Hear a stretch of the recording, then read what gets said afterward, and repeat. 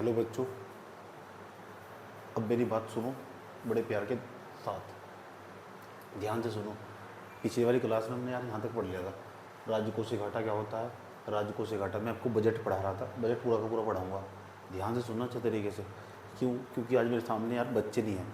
बच्चे इसलिए नहीं हैं, जो पिछले वाली क्लास थी ना यार, मैंने पूरी रिकॉर्ड करी वो पूरी की पूरी क्लास जब रिकॉर्ड करी, वो पूरी की पूरी क्लास मुझसे डिलीट हो गई किसी कारणवश। उसके जो कैमरा था ना, उसकी यार मेमोरी भरी हुई थी पहले से, जो उसकी मेमोरी भरी होती है। पूरी क्लास दोबारा रिकॉर्ड करनी पड़ रही है। और ये इस टाइम रात के कम से कम मुझे को मिला है टाइम रात के 1 बजे हुए जब मैं इस क्लास को रिकॉर्ड कर रहा हूँ। ठीक है, पूरी सारी मेहनत यार पानी में चलेगी। अब मेरी बात को थोड़ा गौर से सुनना बड़े प्यार के साथ।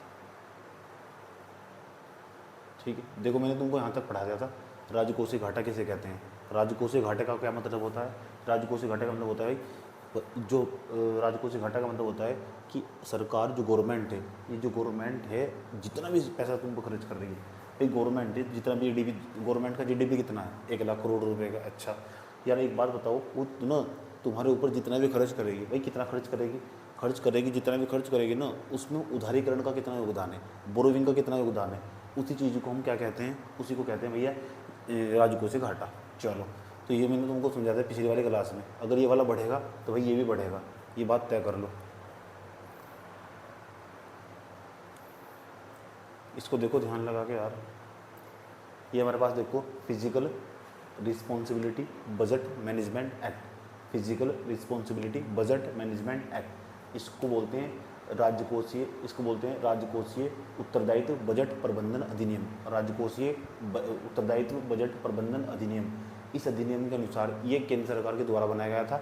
और भाई जब ये केंद्र सरकार के द्वारा बना ही गया था तो एक बात जान लो अच्छी तरह, इसके तहत क्या किया गया था? इसके तहत ये कहा गया था कि जीडीपी के प्रत्येक सरकार को जो अपना यार घाटा करना होगा उसको कम करना होगा।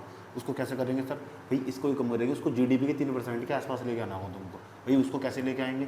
उसको कैसे लेके आएंगे? तो गवर्नमेंट को, चाहे स्टेट की गवर्नमेंट हो चाहे सेंटर की गवर्नमेंट हो, यार उसको ना काम करना पड़ेगा। और क्या काम क्या करना पड़ेगा? इसे 3% के आसपास रखना होगा जो घाटा होगा। यह एक्ट उत्तराखंड में 2005 को लागू हुआ था। ये भी पेपर में सवाल पूछा हुआ, आपसे पूछेगा बताओ physical responsibility budget management act, राजकोषीय उत्तरदायित्व बजट प्रबंधन अधिनियम उत्तराखंड में कब लागू हुआ था? 2005 में। ये पेपर में सवाल पूछा हुआ। ये देखो बड़ा इंटरेस्टिंग है, डेप्ट टू जीडीपी रेशो। किसको कहते हैं डेप्ट टू जीडीपी रेशो? डेप्ट का मतलब क्या होता है? डेप्ट का मतलब होता है ऋण, जिसकी नीचे नीचे देखो क्या लिखा हुआ है, नीचे लिखा हुआ हमारे पास जीडीपी। यानी जो हमारी जो गवर्नमेंट है, सरकार है यार, वो ना जो सरकार है हमारी सरकार कितना ऋण लेके आई, यानी हमारी सरकार पर कितना उधार है टोटल, अपने जीडीपी का जितना भी उधार होगा, ठीक है, उसे हम डेप्ट टू जीडीपी रेशो कहते हैं। और ये डेप्ट टू जीडीपी रेशो ही देखकर कोई इन्वेस्टर भारत के अंदर आता है। ये बात याद रखना, भारत के अंदर या उत्तराखंड के अंदर आएगा। डेप्ट टू जीडीपी रेशो ही बहुत कुछ बताता है। तो इसको मैं बता, और इसका मतलब देख लो क्या है, जीडीपी के अंदर उधार कितना लिया गया है। अभी तुम चेक करोगे भारत का, अगर तुम चेक करोगे तो भारत का डेप्ट टू जीडीपी रेशो 56.1% के आसपास है। पेपर में कैसा सवाल पूछा बता दूंगा मैं, लेकिन ये टर्म जो टर्म में यूज़ करवा रहा हूँ आगे बहुत काम आएगी तुमको, देख लो यार फटाफट। डेप्ट टू जीडीपी रेशो, डेप्ट टू जीडीपी रेशो ही किसका सूचक है भाई? डेप्ट टू जीडीपी रेशो सूचक है। इन्वेस्टर आएगा भारत की तरफ, ये बताएगा इस देश के अंदर देश की स्थिति कैसी है, देश के अंदर देश की स्थिति कैसी है, डेप्ट टू जीडीपी रेशो बताएगा। ध्यान से सुन लेना अच्छे तरीके से। ऐसे उत्तराखंड के अंदर होगा, उत्तराखंड का डेप्ट टू जीडीपी रेशो चेक करो। जब चेक करो, बजट पढ़ोगे, सारी चीज़ें पढ़ोगे भाई। है ये डेप्ट टू जीडीपी रेशो क्या होता है भाई? डेप्ट टू जीडीपी रेशो नहीं जानोगे, ऋण बट्टे में यही ये क्या हुआ, सकल राज्य घरेलू उत्पाद जिसे कहते हैं। ठीक है, चलो इसको भी देख लो, इंपॉर्टेंट पॉइंट यार, पढ़ाना तो है ही तुमको यार, पूरी क्लास दोबारा रिकॉर्ड करनी पड़ रही है। ये देखो हमारे पास प्रभावी राजस्व घाटा, ये क्या बोला है? Effective revenue deficit. कुछ नहीं है, एक प्रकार का घाटा ही है। गवर्नमेंट बड़ी तेज है। बताए गवर्नमेंट क्या करती है अपना रिपोर्ट कार्ड सुधारने के लिए? जब तुम बजट पढ़ोगे ना, इस तरह का टर्म वहाँ तुमको दिखाई देगा, उसका अर्थ ही नहीं समझ में आएगा तुमको। क्यों नहीं समझ में आएगा? क्योंकि वो टेक्निकल है और अलग तरीके से लिखा गया है। चलो मैं आसान भाषा में समझाता हूँ तुमको उसको। मान लो सेंटर की गवर्नमेंट है हमारी, सेंटर की गवर्नमेंट के द्वारा, ध्यान से सुनना, सेंटर की मतलब यूनियन गवर्नमेंट, सेंटर की गवर्नमेंट या केंद्र सरकार को, कई सारे नाम है इसके। इस सरकार के द्वारा राज्य की सरकार, जो स्टेट की गवर्नमेंट, उत्तराखंड की गवर्नमेंट हमारे पास ये राज्य सरकार, इसको क्या दिया जाता है? इसको दिया जाता है अनुदान, ग्रांट दिया जाता है। अनुदान क्यों दिया जाता है? क्योंकि हमारा उत्तराखंड राज्य विशेष दर्जे में आता है। क्योंकि भारत के अंदर 10 राज्य ऐसे हैं जिनको विशेष राज्य का दर्जा प्राप्त है। जो भाई जब इससे राज्य दर्जा प्राप्त है, तो यार ये ना जो केंद्र की सरकार है, जो भाई केंद्र की सरकार है ना, ये देगी इन राज्यों को, पता है क्या देगी, ग्रांट देगी, अनुदान देगी। 90% के आसपास पैसा गवर्नमेंट देती है। और जो गवर्नमेंट पैसा देती है ना, ध्यान से सुनना ना, मैं तो आपको समझा रहा हूँ प्रभावी राजस्व घाटा क्या कहता है, कौन से प्रकार का घाटा है, बनाया क्यों गया है, और मेन मकसद क्या है। अगर आज तुमको समझ में आ जाएगा ना, कल को उसको थ्योरी से बना के कोई सा भी सवाल पूछ ले तो 2 लाइन में बता के चल दोगे 6 वाला घाटा है। इसका मतलब जानो प्रभावी राजस्व घाटा क्या है। देखो केंद्र की सरकार है, ये हमारे पास स्टेट की गवर्नमेंट है, केंद्र की सरकार और जो हमारे पास स्टेट की गवर्नमेंट है, केंद्र की सरकार के द्वारा इस राज्य को अनुदान दिया जाता है। और जो अनुदान दिया जाता है ना, उस अनुदान को इंग्लिश में ग्रांट कहते हैं। जो ग्रांट दिया जाता है, ग्रांट मतलब अनुदान, केंद्र की सरकार के द्वारा पैसा दिया गया। किसको दिया गया, राज्यों को दिया गया। जब केंद्र की सरकार के द्वारा राज्यों को पैसा दिया गया, अब जो राज्यों को पैसा दिया गया, ये पैसा राज्य 2 तरीके से खर्च करेंगे। मैंने आपको बताया था खर्चे 2 प्रकार के होते हैं। खर्चा मतलब एक्सपेंडिचर 2 प्रकार का, एक आपका होता है आपका पूंजीगत व्यय, एक होता है राजस्व व्यय। पूंजीगत व्यय करना ज़्यादा अच्छा माना जाता है। जब भी आप बजट देखिएगा तो उसके अंदर देखिएगा पूंजीगत व्यय अगर ज़्यादा हो रहा है तो आपका बजट ठीक ठाक तरीके से काम कर रहा है। पिछली बार का भी देखना होगा, इस बार का भी देखना होगा, और ये भी देखना होगा आपको ग्रोथ रेट कितना होगा। तो पूंजीगत व्यय होना अच्छा माना जाता है। तो दोबारा मैं क्या बोल रहा हूँ, केंद्र की सरकार के द्वारा राज्यों को अनुदान दिया जाता है।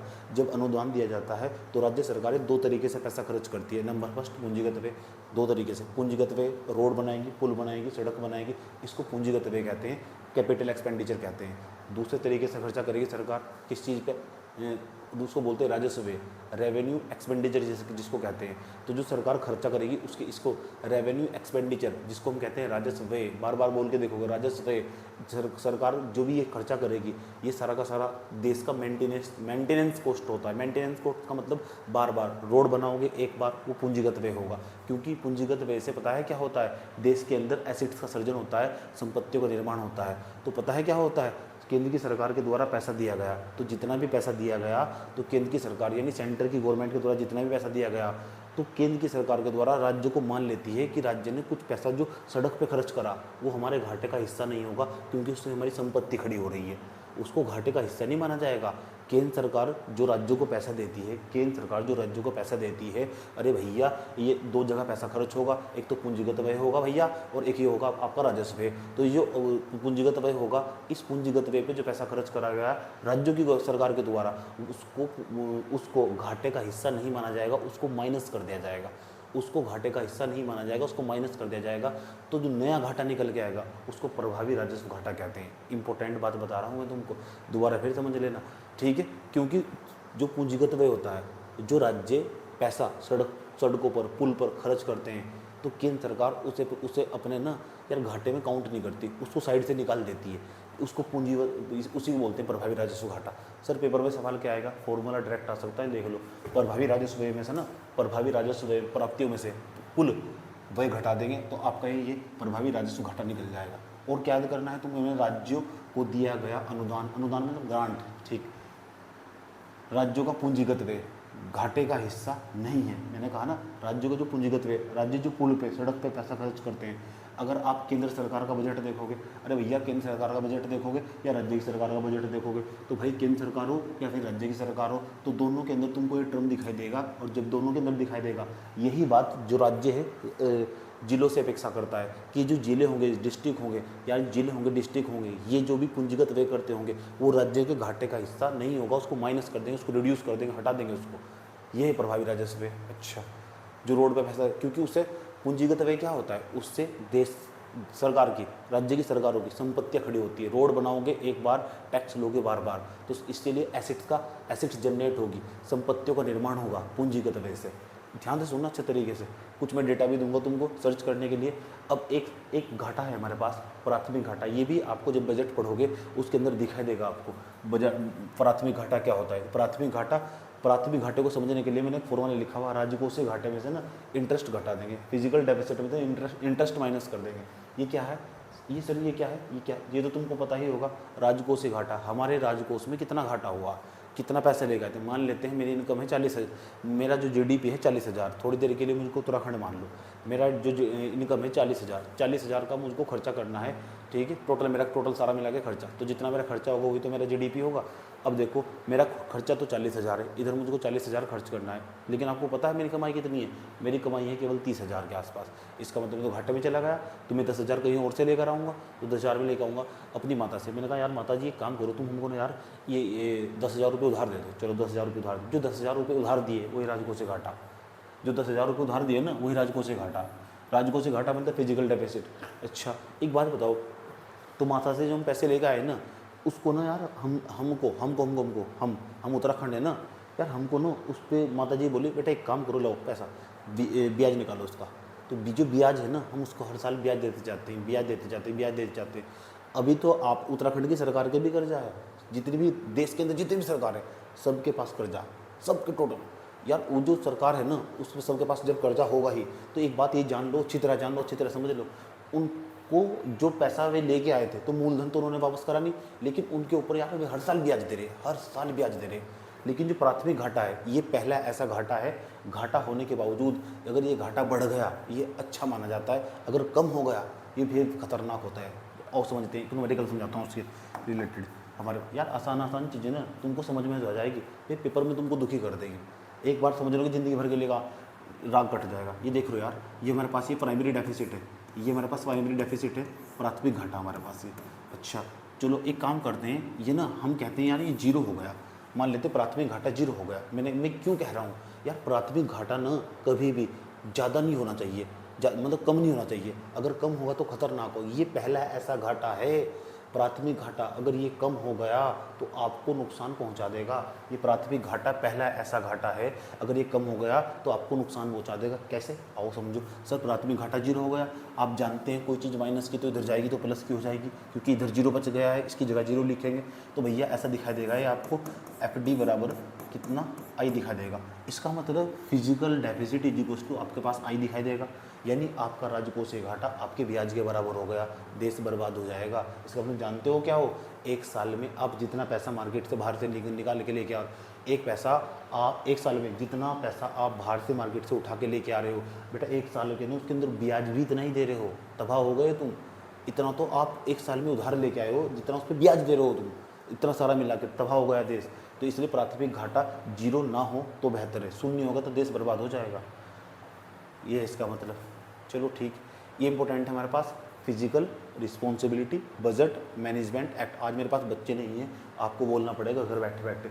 Physical responsibility budget management act, इसका अनुपालन हम करते हैं, केंद्र की सरकार के द्वारा बनाया गया था, अटल बिहारी वाजपेयी की सरकार ने बनाया था, 2003 में बनाया था, केंद्र के स्तर पर 2004 में लागू हुआ था, हमारे यहाँ उत्तराखंड ने 2005 में लागू करा था। ये एक प्रकार का एक्ट है। इस एक्ट के तहत हम ये चाहते हैं कि जो केंद्र की सरकार, राज्यों की सरकार है, इनके पास जो भी घाटा हुआ, वो जो घाटा हुआ वो 3% GDP की टर्म के, GDP का 3% से ज़्यादा नहीं होना चाहिए, उसकी सीमा के अंदर ही रखना होगा। आपका जितना भी इनकम है उसके 3% के बराबर होना चाहिए। आपकी जितनी भी इनकम है, मान लो आपकी इनकम है 100 रुपये, तो आपके पास घाटा होना चाहिए केवल 3 रुपये के आसपास, इसके आसपास होना चाहिए, इसकी सीमाओं के दायरे में रखना होगा। अगर आपकी सीमाओं से ऊपर लेके जाओगे तो ये समझ जाओ आप तबाह हो जाओगे।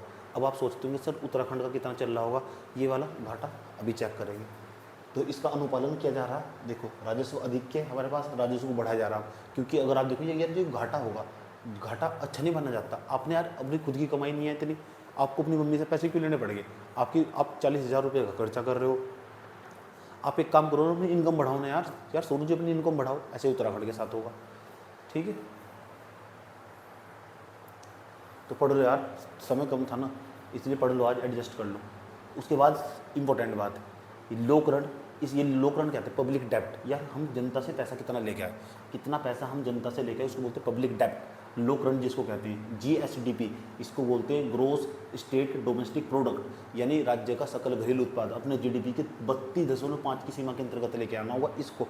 ये देश के उत्तराखंड के ऊपर टोटल कर्जा है, आपके GDP का 32.5% के आसपास कर्जा है, इसकी सीमा के भीतर रखना होगा, इससे ज़्यादा होगा तो नुकसान हो जाएगा। ये भी चेक करेंगे हम, इसकी सीमा के अंतर्गत रखना होगा। जैसे राजकोषीय घाटा होना चाहिए GDP का 3%, लोक ऋण होना चाहिए टोटल जो जनता का वो कितना 32.5 की सीमा के अंतर्गत आना चाहिए। ये कहता है फिजिकल रिस्पॉन्सिबिलिटी बजटमेंट एक्ट 2003 का, उत्तराखंड में 2005 में लागू हुआ। आगे चलो, ये इंपॉर्टेंट है यार, बजट में देख लो यार, तुम बजट को पढ़ोगे ना तो बजट को जब भी भैया पढ़ोगे, पूरे बजट के ना कुछ थीम बनाई जाती है, उत्तराखंड की सरकार हो चाहे केंद्र की सरकार हो, उस थीम के अनुसार वो रब पैसा खर्च करती है। उत्तराखंड की सरकार कहती है भैया एक बात सुनो, हम ज्ञान के तहत पहले गरीब पे पैसा खर्च करेंगे, जितनी भी योजनाएं चलाई जाएगी। मैं भी आपको थोड़ी देर बाद ना उत्तराखंड का ओरिजिनल बजट दिखाऊंगा गूगल की वेबसाइट पे जाके। इकोनॉमिक सर्वे में पुराने वाला ही पढ़ाऊंगा, लेकिन तुमको नया वाला पढ़ने का साथ साथ तरीका बता दूंगा, गूगल करके भी पढ़ लोगे, ठीक है। मुझको नया वाला सर्वे उन्होंने अपडेट नहीं करा यार। ज्ञान, जी जी गरीब कल्याण, वाई युवा, ए अन्नदाता, एन नारी। एक तो ज्ञान एक नमो, तो दो थीम है किसकी, बजट की, ज्ञान और नमो। उत्तराखंड की सरकार ज्ञान और नमो पर काम कर रही है, इसी के तहत सारा पैसा खर्च करने वाली है। ये एक प्रकार का मोटे मोटे तौर पर बताया जाता है, यानी इस साल सरकार इस दिशा में पैसा खर्च करने वाली है। अगर तुमको बिजनेस करना हो जाओ इन क्षेत्र के अंदर जाओ और चेक करो, जाके बिजनेस करना शुरू कर दो। ज्ञान, गरीब कल्याण। अब गरीब कल्याण के तहत सरकार कौन सी स्कीम में सबसे ज़्यादा पैसा डाल लेगी वो इंपॉर्टेंट हो जाएगी। युवाओं के अंतर्गत सरकार सबसे ज़्यादा कौन से क्षेत्र में कौन सी स्कीम में पैसा खर्च करेगी वो सबसे ज़्यादा इंपॉर्टेंट हो जाएगी। बजट दिखाऊंगा तुमको भी। अन्नदाता, किसानों के लिए सरकार क्या कर रही है, क्या कोई स्कीम है जिसमें सरकार ने सबसे ज़्यादा पैसा डाला होगा, वो स्कीम ऑटोमेटिकली इंपॉर्टेंट हो जाएगी। नारी, नारी को सशक्त करने के लिए, एम्पावर करने के लिए वुमेन को क्या कर रही है गवर्नमेंट, इंपॉर्टेंट बात देख लो। पर कैपिटल इनकम, पर कैपिटल इनकम क्या होती है। अगर आपको कोई भी क्षेत्र हो, मान लो किसी उत्तराखंड है तो उत्तराखंड का क्षेत्र अच्छी तरक्की कर रहा है या नहीं कर रहा है, इसके लिए निकालते हैं पर कैपिटल इनकम, प्रति व्यक्ति आय। और प्रति व्यक्ति आय हर साल बजट में और इकोनॉमिक सर्वे में बताई जाती है। आओ देखते हैं उत्तराखंड के प्रति व्यक्ति आय कितनी है। GSDP कैसे निकालते हैं, उत्तराखंड की जो टोटल कमाई होगी, टोटल का जो GSDP होगा उसको ऊपर रख देंगे, और यार भैया ये नहीं जो टोटल उत्तराखंड की जनसंख्या होगी उसको नीचे रख देंगे यार, इसको ना डिवाइड कर देंगे, और जैसे धड़ धड़ इसको काटोगे तो ये चलाएगा आपका 2,74,000 के आसपास। 2,74,000 के आसपास उत्तराखंड की पर कैपिटल इनकम है। और आपको पता है 2024-25 का आंकड़ा दे रहा हूँ मैं, जो 2024-25 के अनुसार आपसे पूछेगा पक्का 100%, आपसे पूछेगा बताओ कि जो 2024-25 के अनुसार आप ये बताओ उत्तराखंड की पर कैपिटल इनकम कितनी है। 2,74,000 के आसपास, 2,74,000 के आसपास। क्या इसमें वृद्धि हुई, कमी हुई? अरे कमी तो होने की नहीं भाई, 11.3% से वृद्धि हुई। ये ये आंकड़ा मैंने लिखा हुआ ये पेपर में पूछेगा तुमसे, क्योंकि मैं पिछले साल के प्रश्न पत्रों को देख के तब पढ़ाता हूँ यहाँ पे लाके। समझ में आया बात? या तो उसके बाद ऊपर देखो कितना था, पिछली बार कितना था, 2023-24 में कितना था, 23-24 में कितना था देख लो, चेक कर लो। 23-24 में 2,46,078 के आसपास, और इस बार कितना हुआ 2,74,000। कितना? 2,74,000। कितने परसेंट की वृद्धि हुई? 11.33% की। एक तो ये वाला आंकड़ा याद करना, एक ये वाला आंकड़ा याद करना। क्या है ये पर कैपिटल इनकम, किसकी? उत्तराखंड के लोगों की। यस और नो? क्या है ये पर कैपिटल इनकम, मतलब प्रति व्यक्ति आय किसकी? उत्तराखंड के लोगों की। उत्तराखंड का एक व्यक्ति एक साल में 2,74,000 रुपये कमाता है, औसतन है, ठीक है, ऐसा निकाल लेते हैं उत्तराखंड का एक व्यक्ति। चलो सर, उत्तर भारत के अंदर ऐसा कोई है राज्य जो सबसे ज़्यादा पैसा कमाता हो? हाँ, गोवा, 6 लाख के आसपास प्रति व्यक्ति आएगा। सर सबसे कम कहाँ कौन सा राज्य होगा फिर? ये होगा आपका बिहार, 66,000 के आसपास पर कैपिटल इनकम में, बहुत कम है, क्योंकि बिहार और यूपी और झारखंड ऐसे ये ऐसे स्टेट है वहाँ पे केवल राजनीति होती है, प्रोडक्शन नहीं होता, उत्पादन नहीं होता वहाँ। नेशनल लेवल पर अगर पूछ लिया जाए तो भैया नेशनल लेवल पूछे 2,01,62 रुपये, 2 लाख। इस बार ग्रोथ हुई, हाँ 8.7% की ग्रोथ हुई। नेशनल लेवल पर, राष्ट्रीय स्तर पर क्या प्रति व्यक्ति आय कितनी है? 2,01,62 रुपये। याद रहेगी बात? चलो, तो प्रति व्यक्ति आय ये आपसे पूछा जाएगा, वापस पूछा जाएगा। ये बड़ा इंटरेस्टिंग है, देख लो इस बार, ये आपको याद करना है क्योंकि पक्का पूछा जाएगा। अब देखो यार, उत्तराखंड की सरकार हो चाहे कोई सी भी सरकार हो, चाहे आपकी आपका इंडिया की गवर्नमेंट हो, ये जितना भी यार पैसा खर्च करेगी ना उसको 3 सेक्टर में बांट लेते हैं, प्राइमरी सेक्टर, सेकेंडरी सेक्टर और tertiary sector. Primary sector, secondary sector और टर्सरी सेक्टर। प्राथमिक क्षेत्र, द्वितीयक क्षेत्र और तृतीयक क्षेत्र। प्राथमिक क्षेत्र, द्वितीयक क्षेत्र, तृतीयक क्षेत्र। प्राथमिक क्षेत्र में मुख्य रूप से कृषि आता है, एग्रीकल्चर आता है, ठीक है। तो जितना खर्च करती है 3 क्षेत्र में खर्च करती है, या इन 3 क्षेत्र से ही पैसा कमाती है। खर्च भी यही करती है, कमाते भी यहीं से ही। लेकिन सरकार की कमाई का सबसे बड़ा हिस्सा जो है, पिछली बार द्वितीयक क्षेत्र हुआ करता था, लेकिन इस बार बड़ा इन्होंने देखो बहुत जंप मारा, बहुत भयंकर वाला 3% का जंप मारा। देखो 3%, यहाँ देखो इसका द्वितीयक क्षेत्र का ना वेटेज घट गया, कितना हो गया? द्वितीयक क्षेत्र का वेटेज घट के तृतीयक क्षेत्र में चला गया। टर्सरी सेक्टर बूम कर गया। इंडिया के अंदर तो टर्सरी सेक्टर बूम कर ही रहा था, उत्तराखंड के अंदर भी टर्सरी सेक्टर बूम कर गया। इसका मतलब जिसको कंप्यूटर, लैपटॉप, सॉफ्टवेयर ये सब चीज़ें चलानी आती होगी, अब बेटा उसका ज़माना होगा, सीख लो जाके आई को। समझ में आया बात? है प्राथमिक का क्षेत्र, द्वितीय का क्षेत्र और तृतीय का क्षेत्र। उत्तराखंड की इकोनॉमी में भी सबसे ज़्यादा योगदान अब तृतीय का क्षेत्र का है। ये मैं नहीं कह रहा हूँ, इस साल का बजट और इकोनॉमिक सर्वे कह रहा है।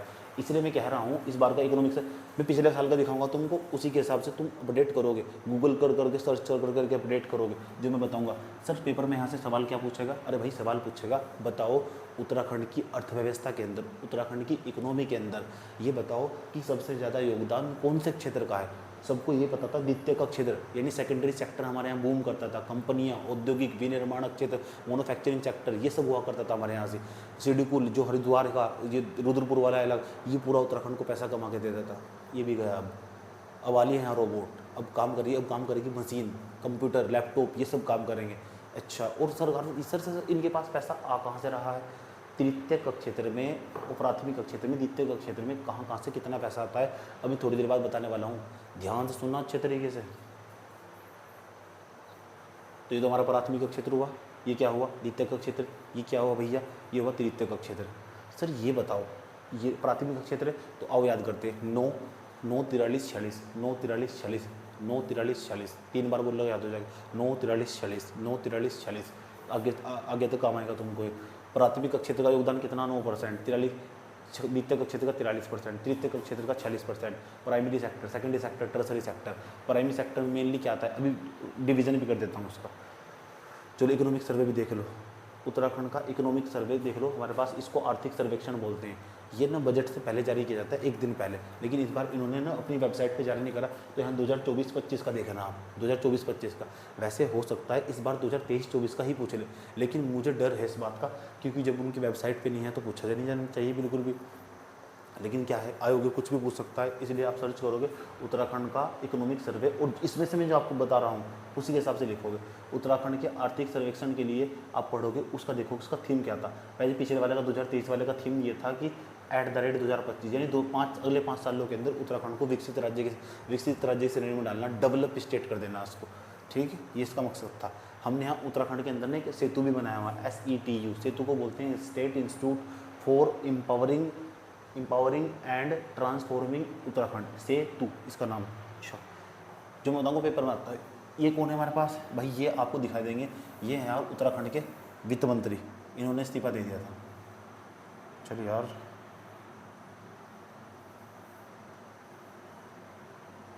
ये कौन है भाई? ये जो आपको दिखाई दे रहे हैं ना, ये उत्तराखंड के वित्त मंत्री है, ये प्रेमचंद्र अग्रवाल जी है, वित्त मंत्री। ठीक है, अभी इनको लेकर बहुत डिस्प्यूट हुआ था, विवाद हुआ था। इन्होंने क्या करा यार, इन्होंने दे दिया इस्तीफा। क्यों दे दिया इस्तीफा ये भी जान लो। इन पर आरोप लगाया गया था, कहाँ के रहने वाले? डोईवाला के रहने वाले हैं। ठीक, बस क्या ही बताऊँ उनके बारे में यार, बहुत करप्ट आदमी सब उत्तराखंड के सारे मंत्री ऐसे यार।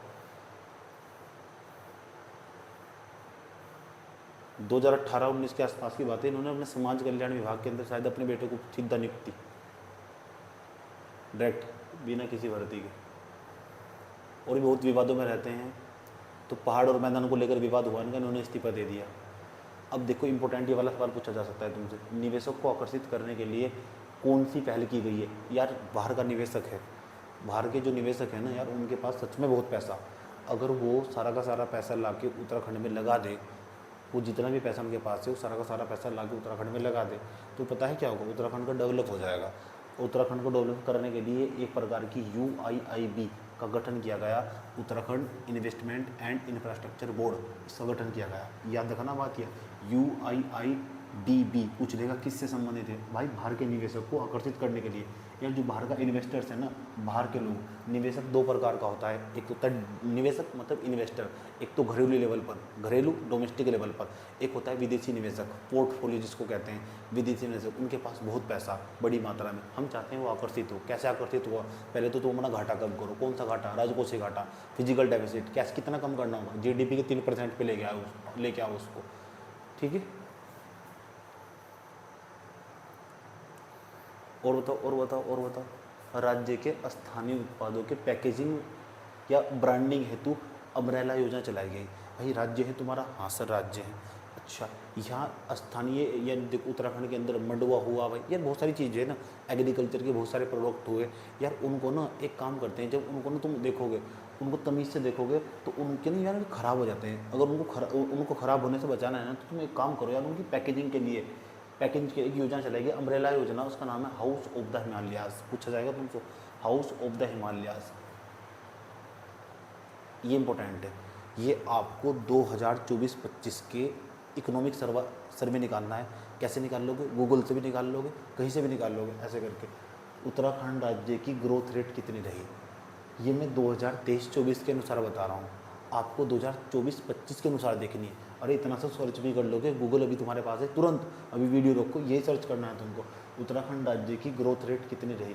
ग्रोथ रेट का मतलब पिछली बार भैया उत्तराखंड वालों तुमने 100 रुपये कमाए थे, इस बार कितने कमाए, इस बार कमाए 107 रुपये, तो 7% की ग्रोथ रेट होगी, कुछ इस प्रकार। ठीक, तो ये ग्रोथ रेट का नंबर याद कर लेना है, पक्का 100% आएगा। ये 7.58% है ये, लेकिन ये जो है आपको 2023-24 के इकोनॉमिक सर्वे के अनुसार है। अब हम क्या करेंगे, अब आप क्या करोगे, ये सर्च करोगे उत्तराखंड राज्य का ग्रोथ रेट, आर्थिक समृद्धि दर कह दो या ग्रोथ रेट कह दो या वृद्धि दर कह दो, आर्थिक विकास दर कह दो, कई सारे नाम है इस चीज़ के, इसी चीज़ को बोलते हैं। तो आप सर्च करोगे 2000 इकोनॉमिक सर्वे 2024-25 के अनुसार एक उत्तराखंड की आर्थिक समृद्धि दर कितनी रही या ग्रोथ रेट कितनी रही, उस नंबर को यहाँ उठा के लिख लोगे। इतना तो कर लोगे ना, करना चाहिए तुमको। ठीक है, दो चीज़ बहुत इंपॉर्टेंट है, ये मैं आपको इकोनॉमिक्स की क्लास में भी पढ़ाई थी, अभी कुछ दिन पहले क्लास ली थी। ठीक है, लूसेंट वाली क्लास ली थी ना, उसमें पढ़ा था नॉमिनल जीडीपी के बेस पर।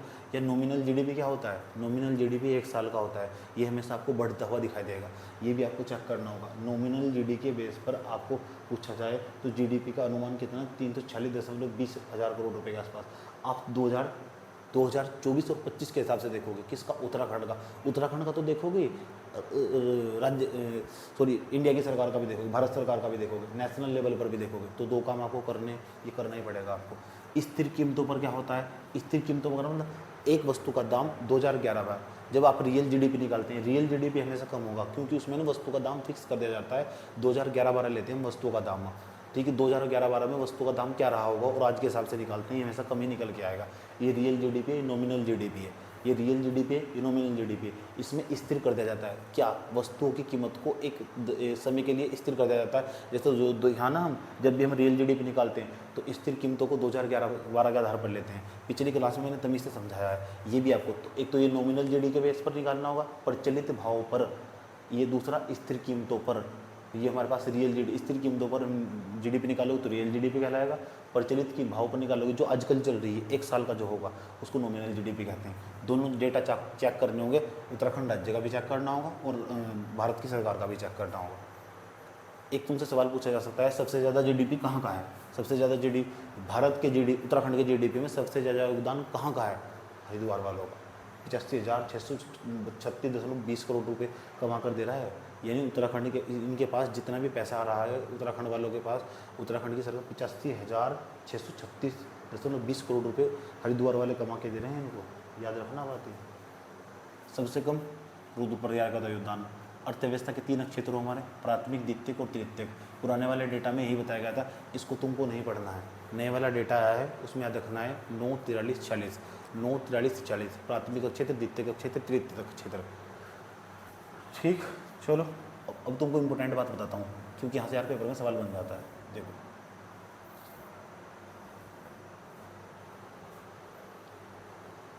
ये रहा आपका प्राथमिक क्षेत्र, ये रहा आपका द्वितीयक क्षेत्र, ये रहा आपका तृतीयक क्षेत्र। प्राथमिक क्षेत्र में अगर आपसे सवाल पूछे कि प्राथमिक क्षेत्र में सबसे ज़्यादा योगदान किसका है, प्राइमरी सेक्टर में सबसे ज़्यादा कंट्रीब्यूट कौन कर रहा है, तो आप बताओगे आप एग्रीकल्चर क्षेत्र, वो भी 39.29% के आसपास। हम जानते हैं प्राथमिक क्षेत्र का योगदान भारत के उत्तराखंड के जीडीपी के अंदर 9% के आसपास है, लेकिन यहाँ 9% को 100% के आसपास मान लो, तो उसमें से 9% को आप मान लो 100% है, तो पूरे एग्रीकल्चर में अगर सबसे ज़्यादा योगदान पूछे तो यार कृषि का है। दूसरे नंबर पर हॉर्टिकल्चर का है, हॉर्टिकल्चर का यानी बागवानी जिसको कहते हैं, वानिकी जिसको कहते हैं हॉर्टिकल्चर। उसके बाद हमारे पास बागवानी या वानिकी जिसको कहते हैं। तीसरे नंबर पर पशुपालन का है, पहला कृषि, दूसरा वानिकी, तीसरा पशुपालन। अब आ जाओ सेकेंडरी सेक्टर में, सबसे ज़्यादा योगदान किसका, मैन्युफैक्चरिंग सेक्टर का, विनिर्माण क्षेत्र का, यानी चीज़ें जहाँ बनाई जाती है। दूसरे नंबर पे निर्माण क्षेत्र, तो विनिर्माण क्षेत्र याद रखना। टर्सरी सेक्टर में जाओ, पूछेगा, इंपॉर्टेंट है। क्यों पूछेगा? क्योंकि इस बार आप द्वितीयक क्षेत्र से निकलकर तृतीयक क्षेत्र में प्रवेश कर चुके हैं। उत्तराखंड की जीडीपी में सबसे ज़्यादा योगदान द्वितीयक क्षेत्र का नहीं, तृतीयक क्षेत्र का हो गया है। ठीक है, चलो देखो, ये व्यापार है, होटल है, हमारे पास जल और पान घर है, जलपान घर है, तो इसका सबसे ज़्यादा योगदान है उत्तराखंड के जीडीपी के अंदर। तृतीयक क्षेत्र का योगदान सबसे ज़्यादा है, 46% हो गया है ना इस बार, तो 46% लिखना। क्योंकि जो मैं पुराने वाला 2023 जो 24 है वो वाला सर्वे दिखा रहा हूँ, तो तुम इसी के हिसाब से 24-25 वाला अपडेट कर लो। तो व्यापार, होटल और ट्रेड, जल पान घर है, यहाँ से उत्तराखंड की सरकार को सबसे ज़्यादा पैसा कमाई गई है।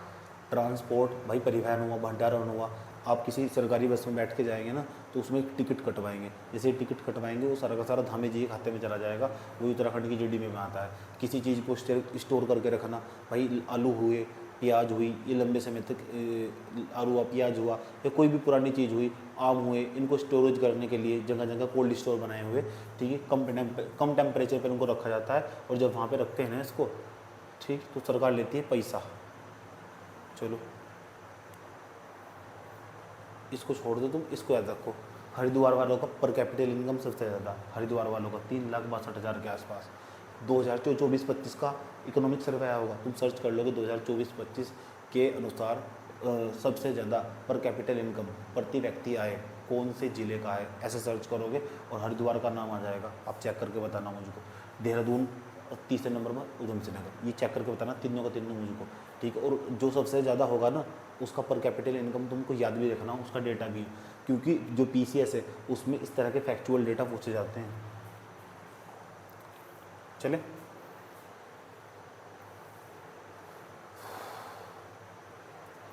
सबसे अधिक फसल, अगर आपसे पूछे कि उत्तराखंड में सबसे ज़्यादा फसल का उत्पादन, कौन सी फसल का उत्पादन सबसे ज़्यादा हो रहा है? गेहूँ। ये क्वेश्चन पेपर में कई बार पूछा होगा, हो सकता है आपसे पूछ ले कि 4 फसलों के नाम बताओ जिनका उत्पादन सबसे ज़्यादा हो रहा है। तो पहले नंबर पे गेहूँ, दूसरे नंबर पे धान, वीट हो गया, राइस होगा हमारे पास, उसके बाद शुगर कैन, गन्ना होगा, फिर मंडुआ होगा यहाँ पर। कितनी 4 फसलें बताई मैंने आपको। पहले नंबर पर आपको बताया गेहूँ, और दूसरे नंबर पर धान, तीसरे नंबर पर गन्ना, और चौथे नंबर पर आपको बताया मंडुआ।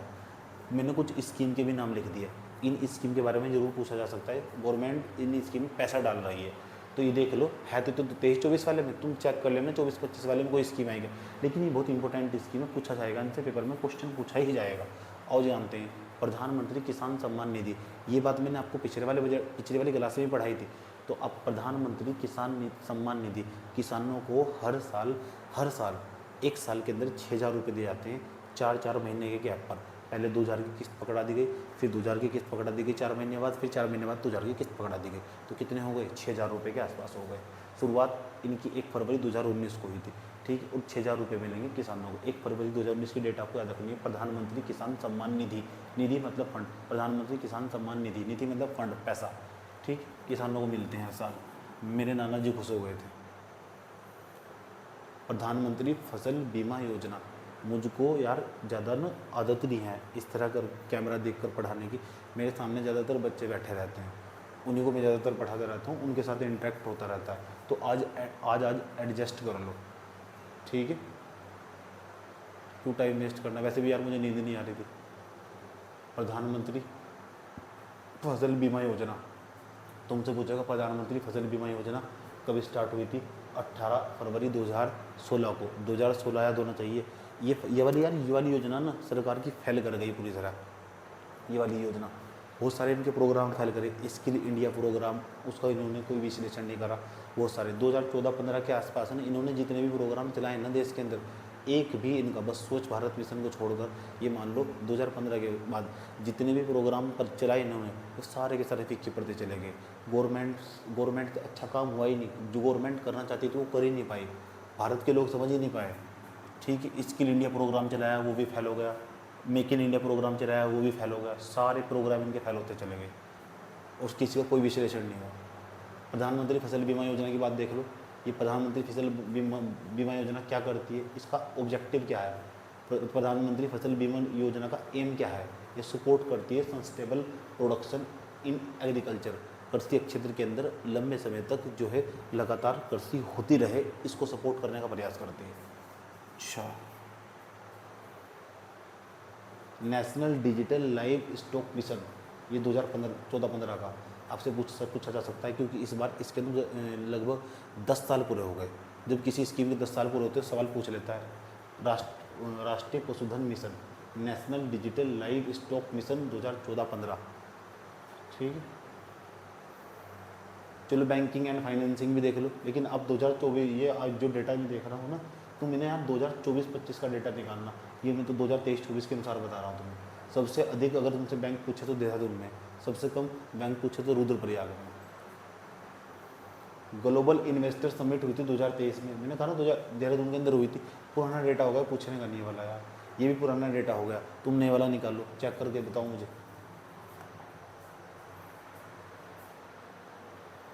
चलो इंटरेस्टिंग चीज़ बताता हूँ तुमको।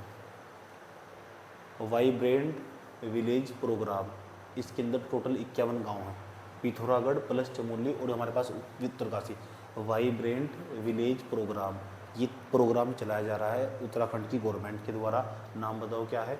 वाइब्रेंट विलेज प्रोग्राम, उत्तराखंड की गवर्नमेंट के द्वारा चलाया जा रहा है। शुरुआत कब हुई थी? 2022-23 में। इसमें कुछ गाँवों को सिलेक्ट कर लिया गया है और उनको डेवलप करने का प्रयास करेंगे। जितने भी टूरिस्ट आएंगे इन गाँव में एंट्री मारेंगे, और ये गाँव विलेज, मैंने कहा ना वाइब्रेंट विलेज प्रोग्राम के तहत इन 51 गाँवों को चिन्हित किया गया है, सिलेक्ट किया गया है। पिथौरागढ़ के सबसे ज़्यादा गाँव हैं। पिथौरागढ़ के अंदर इस तहसील के अंदर आते हैं हमारे पास 17 गाँव आसपास धारचूला के। उसके बाद चमोली के अंदर जोशीमठ पड़ता है, जोशीमठ के कितने गाँव आएंगे आपके? 14 गाँव आएंगे। उत्तरकाशी के भटवाड़ी के अंदर 10 गाँव आएंगे आपके। वाइब्रेंट विलेज प्रोग्राम कब शुरुआत हुई? 22-23 के अंदर। एक और चीज़ देख लीजिए, अर्बन डेवलपमेंट हाउसिंग। अगर आपसे पूछे अर्बन डेवलपमेंट हाउसिंग, अगर आपसे यूँ पूछे कि बताओ यार नगर निगम कितने हैं हमारे यहाँ, नगर निगम है हमारे यहाँ 11, टोटल नगर निगम 11 हो गए हैं। पहले कितने थे? 9, सही तो 2 नगर निगम और बढ़ गए हैं। ये मैंने पिछले वाली क्लास में बताया था। नगर पालिका कितनी है हमारे यहाँ? 9। नगर पंचायत कितनी है? 49। छावनी कितनी है? 9। ये भी देख लो यार, भू आयामी गरीबी सूचकांक, पिछले वाली क्लासों में मैंने पढ़ाया है, तमीज़ से पढ़ाया है, दोबारा फिर रिपीट करवा रहा हूँ, पढ़ लो उसको। भू आयामी गरीबी सूचकांक ये नीति आयोग का है। नीति आयोग का मल्टी पॉवर्टी इंडेक्स है एक प्रकार का। राज्य के वे सर्वाधिक लोग जो गरीबी से बाहर निकले, राज्य के, उत्तराखंड राज्य के कितने लोग गरीबी से बाहर निकले ये भी चेक कर लो। अल्मोड़ा के लोग सबसे ज़्यादा गरीबी से बाहर निकले, फिर उत्तरकाशी के, फिर चंपावत के लोग गरीबी से बाहर निकले। ये मैं नहीं कह रहा हूँ, मल्टी पॉवर्टी इंडेक्स कह रहा है। किसका? नीति आयोग का। नीति आयोग क्या है? एक प्रकार की संस्था है। किसकी? केंद्र सरकार की। क्या करती है? आंकड़े जारी करती है, गरीबी से संबंधित आंकड़े जारी करती है, ठीक है। इसके बारे में मैंने डिटेल से पढ़ा है पिछले वाली क्लासों में, जाके देखो। सबसे कम गरीब कहाँ मिलेंगे आपको? देहरादून में। दूसरे नंबर पर रुद्रप्रयाग में, तीसरे नंबर पर पिथौरागढ़ में। सबसे अधिक गरीब आपको हमारे हरिद्वार में मिल जाएंगे। समझ आई बात है? दूसरे नंबर पर आपको देहरादून में, तीसरे नंबर पर नैनीताल में मिल जाएंगे।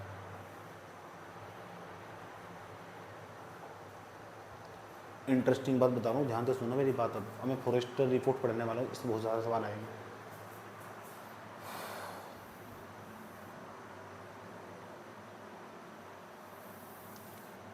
यार बहुत मेहनत करनी पड़ती है यार।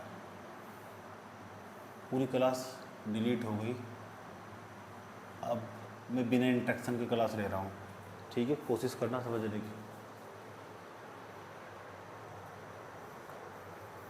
1:23 के आसपास हो रही है, सोच लो मैं क्लास ले रहा हूँ। हो सकता है आप कुछ बच्चे जाग रहे हो या सो रहे हो, कुछ भी हो सकता है। चलो देखो ध्यान से सुनना। देखो क्या हुआ था हमारे, सबसे पहली बार वनों को लेकर, फॉरेस्ट को लेकर अगर नीति बनाई गई थी 1894 के अंदर, 1894 में, क्योंकि 1892 का, यानी 92 मतलब 92 का, 1892 के अंदर 1892 का काउंसिल एक्ट आया था हमारे पास। ये भारतीय परिषद अधिनियम आया था। उस टाइम पर यहाँ ना अंग्रेजी सरकार हुआ करती थी, और अंग्रेजी सरकार के द्वारा ये प्रावधान कर दिया गया था कि अब ना हम यहाँ के पर्यावरण को भी बचाने का प्रयास करेंगे। 1894 की बात बता रहा हूँ मैं तुमको। उसके बाद क्या हुआ, हमारा देश आज़ाद हुआ।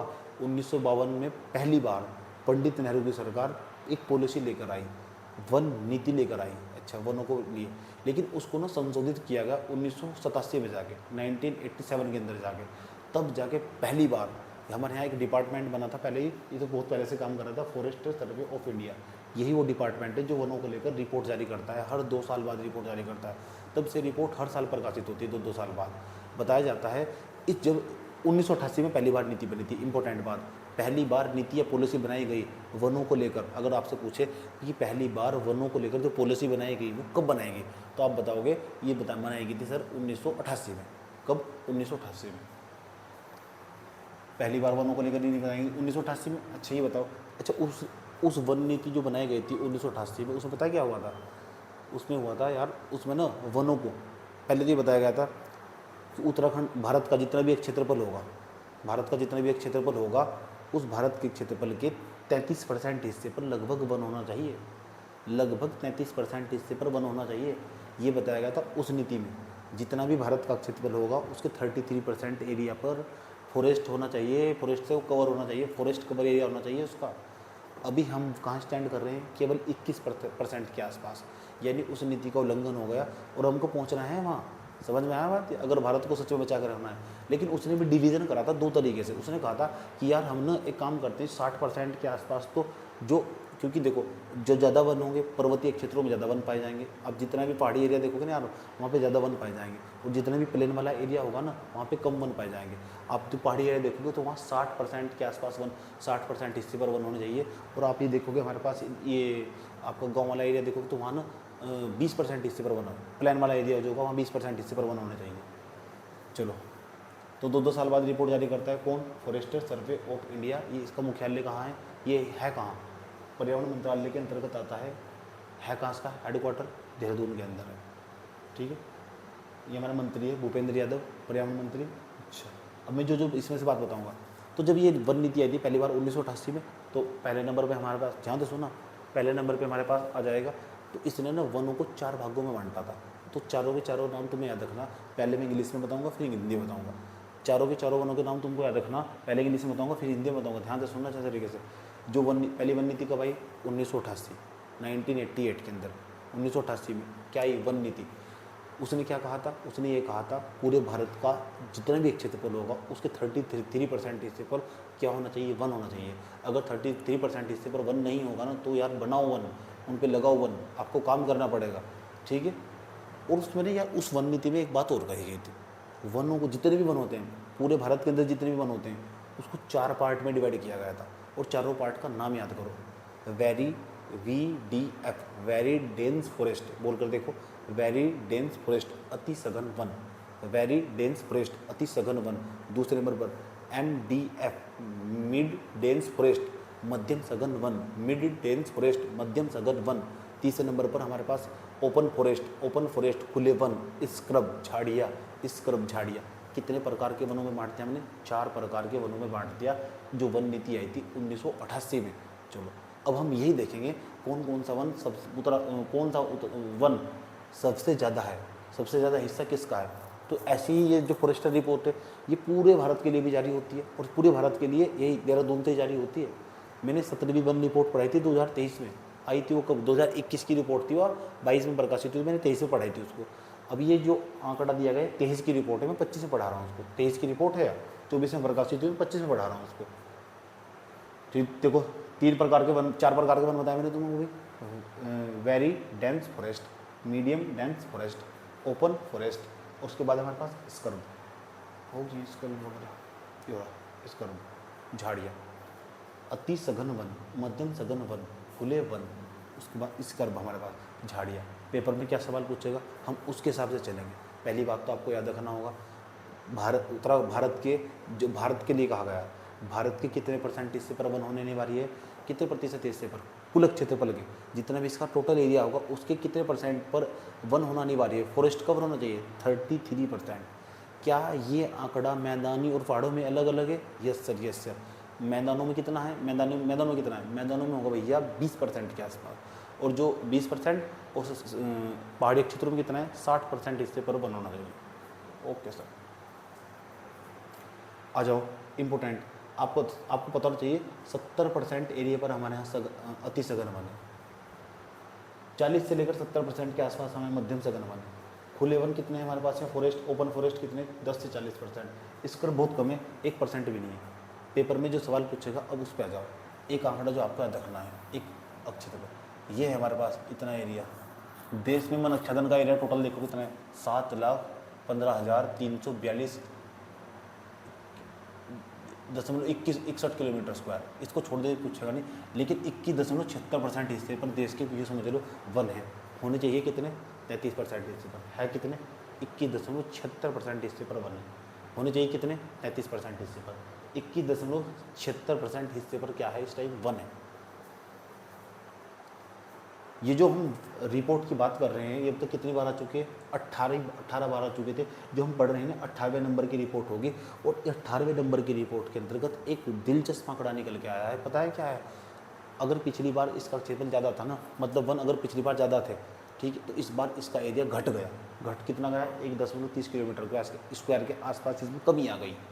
ठीक है, तो ये वाला आंकड़ा आपसे पूछा जा सकता है कि कितनी कमी आई है, 1.30 किलोमीटर स्क्वायर के आसपास है। कौन सी रिपोर्ट है, ये हमारे पास 18वीं रिपोर्ट है। अच्छा, अगर तुमसे पूछे पहली बार कब जारी हुई थी, तो उसमें 1988, पता नहीं मुझे क्यों नहीं वो सही मानना है, इसका आंसर 1988 होना चाहिए, लेकिन उन्होंने 1987 सही माना है। इस बात का ध्यान रखना अच्छे तरीके से। अति सघन one, medium dense forest, open forest हमारे पास, स्कर्ब हो गया, झाड़ी हो गई हमारे पास। अब मैं बताता हूँ तुमको, उत्तराखंड के अंदर चलते हैं, क्योंकि हम पर्टिकुलरली उत्तराखंड की बात करेंगे। उत्तराखंड के अंदर अति सघन वन कौन से होते हैं ये भी समझ लो, जहाँ बहुत गिन के टाइप की, गिन के टाइप लाइन जानते हो यार, मतलब इस तरह करके, जहाँ की डेंसिटी बहुत ज़्यादा होगी। डेंसिटी मतलब कहते हैं घनत्व ज़्यादा होगा, यानी इतने घने जंगल हो गए, आपको वहाँ से निकलना बढ़ना ही मौत हो जाएगा, आप निकल नहीं सकते। आप वहाँ जैव विविधता होगी, वहाँ जो जानवर होंगे अलग अलग प्रकार के जानवर पाए जाएंगे। तो ये अति सघन वन, उनको अति सघन वन कहते हैं। अति सघन वन, इनकी डेंसिटी हाई होगी, ये बात है, उनकी डेंसिटी हाई होगी, उनका घनत्व ज़्यादा होगा। वहाँ आप वहाँ को निकलना चलना फिरना सब मौत हो जाएगा, आप निकलना बढ़ना सब स्थिति हो जाएगी वहाँ से। मध्यम सघन वन कौन से होते हैं, ये थोड़े सीधे टाइप के दिखाई देंगे आपको। एक पेड़ यहाँ मिल गया, चलो एक यहाँ मिल गया, एक यहाँ मिल गया, आप उनके एंट्री मार सकते हैं आराम से। ठीक, ये खुले वन कौन से होंगे, एक पेड़ यहाँ हो गया, 20 मिनट चले फिर एक पेड़ हो गया, इसको खुले वन बोलते हैं। इसका झाड़ियाँ तुम जानते ही होंगे, झाड़ियाँ कौन सी होती है, वो छोटी छोटी झाड़ियाँ होती है, छोटे छोटे पत्ते होते हैं, उनके कांटेदार होते हैं, जैसे बेर का पेड़ हुआ। ठीक है, अभी जानते इसके बारे में पेपर में सवाल पूछेगा, अति सघन वन सबसे ज़्यादा उत्तराखंड में कहाँ पाए जाते हैं और सबसे कम कहाँ पाए जाते हैं, याद रखना आपको। वेरी डेंस फॉरेस्ट सबसे ज़्यादा कहाँ पाए जाते हैं, सबसे कम कहाँ पाए जाते हैं। मध्यम सघन वन सबसे ज़्यादा कहाँ पाए जाते हैं। मीडियम डेंस फॉरेस्ट सबसे ज़्यादा कहाँ पाए जाते हैं, सबसे कम कहाँ पाए जाते हैं। ओपन फॉरेस्ट सबसे ज़्यादा कहाँ पाए जाते हैं, सबसे कम कहाँ पाए जाते हैं। इसका झाड़ियाँ सबसे ज़्यादा कहाँ पाई जाती है, सबसे कम कहाँ पाई जाती है। चलो आ जाओ, तो मैं आपको लेके चलता हूँ। 1 मिनट रुको, पहले जहाँ से मैं याद कर रहा हूँ उसको याद कर लो। ठीक, यहाँ ध्यान से देखना, इसको ध्यान से देखो। सर्वाधिक अति सघन one, very dense forest, kilometre square में लिखे हुए, सब कुछ नहीं याद करना ना। पहले नंबर पे देखो नैनीताल, ये इंटरेस्टिंग बात है। पहले देखो सर्वाधिक अति सघन वन, अगर आपसे पूछे वेरी डेंस फॉरेस्ट सबसे ज़्यादा कहाँ पाए जाते हैं, नैनीताल में।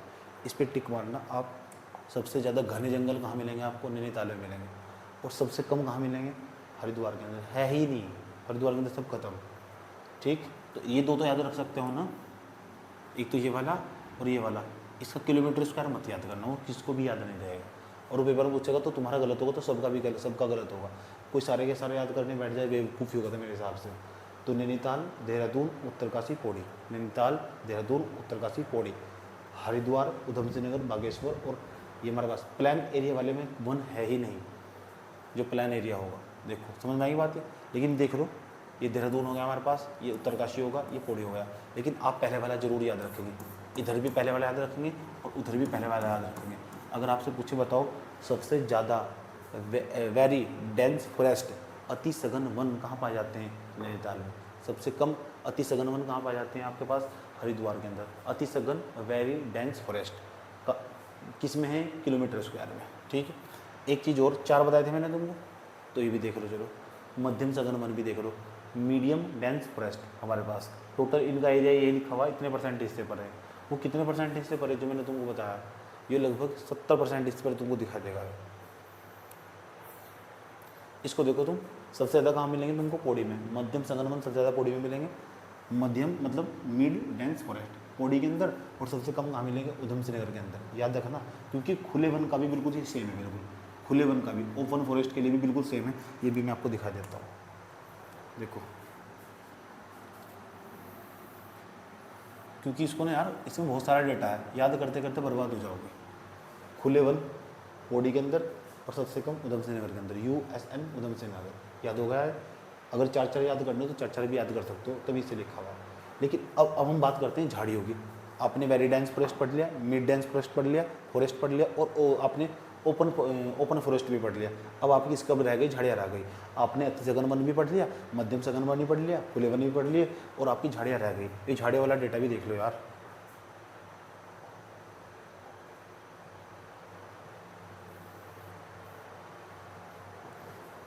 ये देख लो, ये यार 1% इससे पर भी पाई जाती है, 412.88 किलोमीटर के स्क्वायर के एरिया पर पाई जाती है, बहुत कम है एरिया है। सबसे ज़्यादा झाड़ियाँ पाई जाती है टिहरी के अंदर, सबसे कम मिलेगी आपको बागेश्वर के अंदर। सबसे ज़्यादा झाड़ियाँ कहाँ मिलेगी, टिहरी के अंदर, सबसे कम कहाँ मिलेगी, बागेश्वर के अंदर। अच्छा, एक काम करता हूँ मैं, एक उस सीधे एक चार्ट सा दिखाता हूँ तुमको, उस चार्ट को तमीज़ से देखना हो। इस वाले चार्ट को देखो, इस वाले, सबसे ज़्यादा वेरी डेंस फॉरेस्ट कहाँ मिलेंगे आपके, बताया था, नैनीताल में, सबसे कम हरिद्वार में।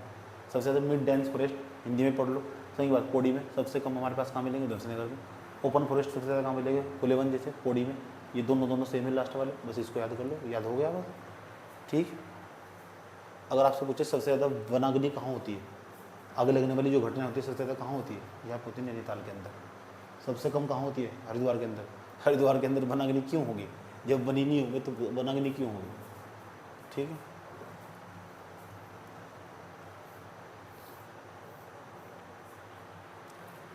चलो इम्पोर्टेंट फैक्ट बताता हूँ तुमको।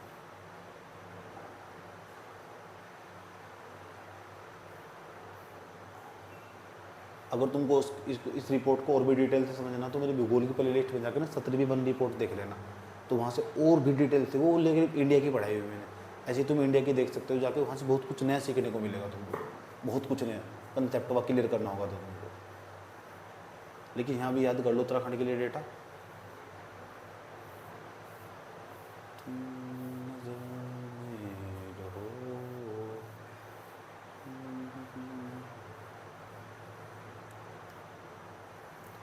चलो एक सवाल पूछेगा, तुमसे बताओ, सबसे ज़्यादा वन अक्षेत्रफल के लिए, अक्षेत्रफल के मामले में सबसे ज़्यादा वन वाला एरिया कौन सा है, अंत लगाना पौड़ी गढ़वाल पर। याद रखना, सर्वाधिक फॉरेस्ट कवर वाले जिले, वनावरण वाले जिले पूछे तो आंसर है पौड़ी गढ़वाल। पौड़ी गढ़वाल मत भूलना बिल्कुल भी। फिर कौन है उत्तरकाशी, फिर कौन है नैनीताल, फिर कौन है चमोली, ठीक। पौड़ी गढ़वाल, उत्तरकाशी, नैनीताल, चमोली, ये सर्वाधिक फॉरेस्ट कवर वाले जिले एरिया के हिसाब से। सबसे ज़्यादा देखो, वन होना अलग बात है, अति सघन वन होना अलग बात है, वो तो मैंने तुमको बता दिया 4 प्रकार के। वन के लिए एरिया होना बहुत बड़ी बात है, वन सच में होना भी अलग बात है। अगर आपसे पूछे वन अक्षेत्रफल का पूरे उत्तराखंड में जितने भी क्षेत्रफल है, वनों का अक्षेत्रफल वाला सबसे ज़्यादा एरिया कौन था है, पौड़ी गढ़वाल। याद रखना, ठीक है, लगाना इस पर। 4 के भी नाम पूछा सकता है, पौड़ी गढ़वाल में, फिर उत्तरकाशी में, फिर नैनीताल में, फिर चमोली में। याद रखने की ट्रिक क्या है, वन देखने परी उसके साथ नैनीताल चली गई, परी उसके साथ नैनीताल चली गई, परी उसके साथ नैनीताल चली गई। याद रहेगी बात, परी उसके साथ नैनीताल चली गई। 3-4 बार पढ़ोगे तो याद हो जाएगा। सबसे कम फॉरेस्ट वाले जिले, फॉरेस्ट कवर एरिया वाले जिले, फॉरेस्ट वनावरण, वन है ही नहीं मान, उधम सिंह नगर, हरिद्वार, रुद्रप्रयाग, एरिया नहीं है वहाँ वन के लिए यार। उधम सिंह नगर, हरिद्वार, रुद्रप्रयाग, बागेश्वर, ट्रिक। उसने कहा, उसने हर रूह को बर्बाद किया, उसने हर रूह को बर्बाद किया। उसने किसने, समझ गए होंगे तुम, उसने हर रूह को बर्बाद किया, उसने हर रूह को बर्बाद किया, ऐसे याद कर सकते हो। सबसे ज़्यादा एरिया वाले, मैंने कहा ना एरिया होना बहुत बड़ी बात है। उत्तराखंड के अंदर जितने भी टोटल वनों का एरिया है, सबसे ज़्यादा एरिया पौड़ी गढ़वाल के पास है। दूसरे नंबर पर उत्तरकाशी के, तीसरे नंबर पर नैनीताल के।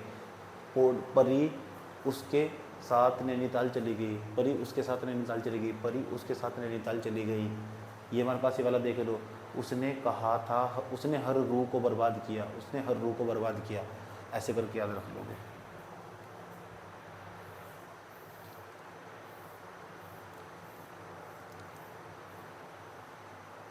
ये भी सवाल बड़ा इंटरेस्टिंग है, ध्यान से सुनना। अच्छा, कोई चीज़ मैथमेटिक्स में पता है क्या खूबी होती है, आप एक ही चीज़ को ना कई तरीके से बता सकते हो, कई तरीके से। इसलिए चीज़ों को ना परसेंटेज की टर्म में व्यक्त करने से क्या होता है, वेरिएशन आ जा सकता है।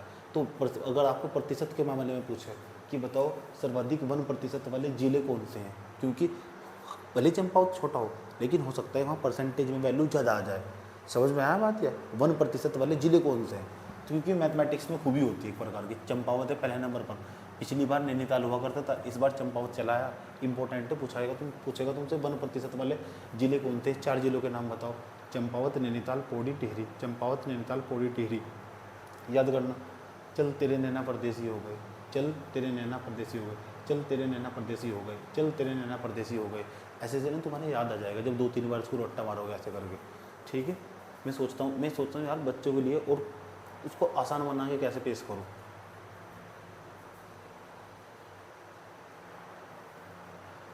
मेरे नैना से काफी सबसे कम 1% वाले जिले, उधम सिंह नगर, हरिद्वार, पिथौरागढ़, चमोली। उधम सिंह नगर, हरिद्वार, पिथौरागढ़, चमोली। अभी याद कैसे करेंगे? उसने कहा था हरिद्वार पिथौरागढ़ नहीं चमोली जाएंगे, उसने कहा था हरिद्वार पिथौरागढ़ नहीं चमोली जाएंगे, उसने कहा था हरिद्वार पिथौरागढ़ नहीं चमोली जाएंगे। याद रहेगा? ऐसे याद कर सकते हैं। देखो एक बात बताओ, जैसे जैसे ना आप यार पहाड़ की तरफ बढ़ते जाओगे, अलग अलग ऊंचाई पर आपको अलग अलग एल्टीट्यूड पर आपको अलग अलग वनस्पतियाँ दिखाई देगी, पेड़ों का रूप ना बदलता हुआ दिखाई देगा। जैसे आप 4200 मीटर का एरिया पार कर जाओगे, 42 मीटर की ऊंचाई पर चले जाओगे, तो जो पत्तियों का आकार है धीरे धीरे छोटा होता चला जाएगा। क्यों? क्योंकि वे अपना अस्तित्व बचाने के लिए उनको ऑक्सीजन उनको भोजन बनाना होता है, क्योंकि तो धूप नहीं मिलती, तो वे अपना आकार बनाने के लिए, ताकि वाष्पीकरण कम हो। वाष्पीकरण का मतलब वेपराइजेशन कम हो, उनके पास से निकल के जो है उनके पानी कम बाहर जाए, तो उससे क्या करेंगे, अपनी पत्तियों का आकार छोटा होने लगता है, धीरे धीरे फिर कांटों में तब्दील हो जाती है। इसी तरह तुमको दिखाई देगा 4200 मीटर के ऊंचे पहाड़ों पर जाकर, वहाँ बड़े बड़े पेड़ नहीं दिखाई देंगे, पत्तियों का आकार धीरे धीरे छोटा सा होता चला जाएगा। लेकिन मैं ये नहीं बताने जा रहा हूँ तुमको, ये बताना चाह रहा हूँ तुमको कि बताओ उत्तराखंड के अंदर कितनी ऊंचाई पर सबसे ज़्यादा वन पाए जाते हैं, वो कौन से हिमालय के अंतर्गत आता है? ये तुम बताओगे मुझे कौन से हिमालय के अंतर्गत आता है? 1000 से लेकर 2000 मीटर की ऊंचाई पर उत्तराखंड में सबसे ज़्यादा वन पाए जाते हैं। तो क्या तुम मुझे बता सकते हैं हिमालय का कौन सा पार्ट है? क्या ये शिवालिक हिमालय है, या लघु या मध्य हिमालय है, या महान हिमालय है, या वृहद हिमालय, जो वृहद हिमालय है? ये आप बताओगे कौन सा एरिया है? 1000 से 2000 मीटर की ऊंचाई पर सबसे ज़्यादा वन पाए जाते हैं, ये तो हमने पढ़ ही लिया यार।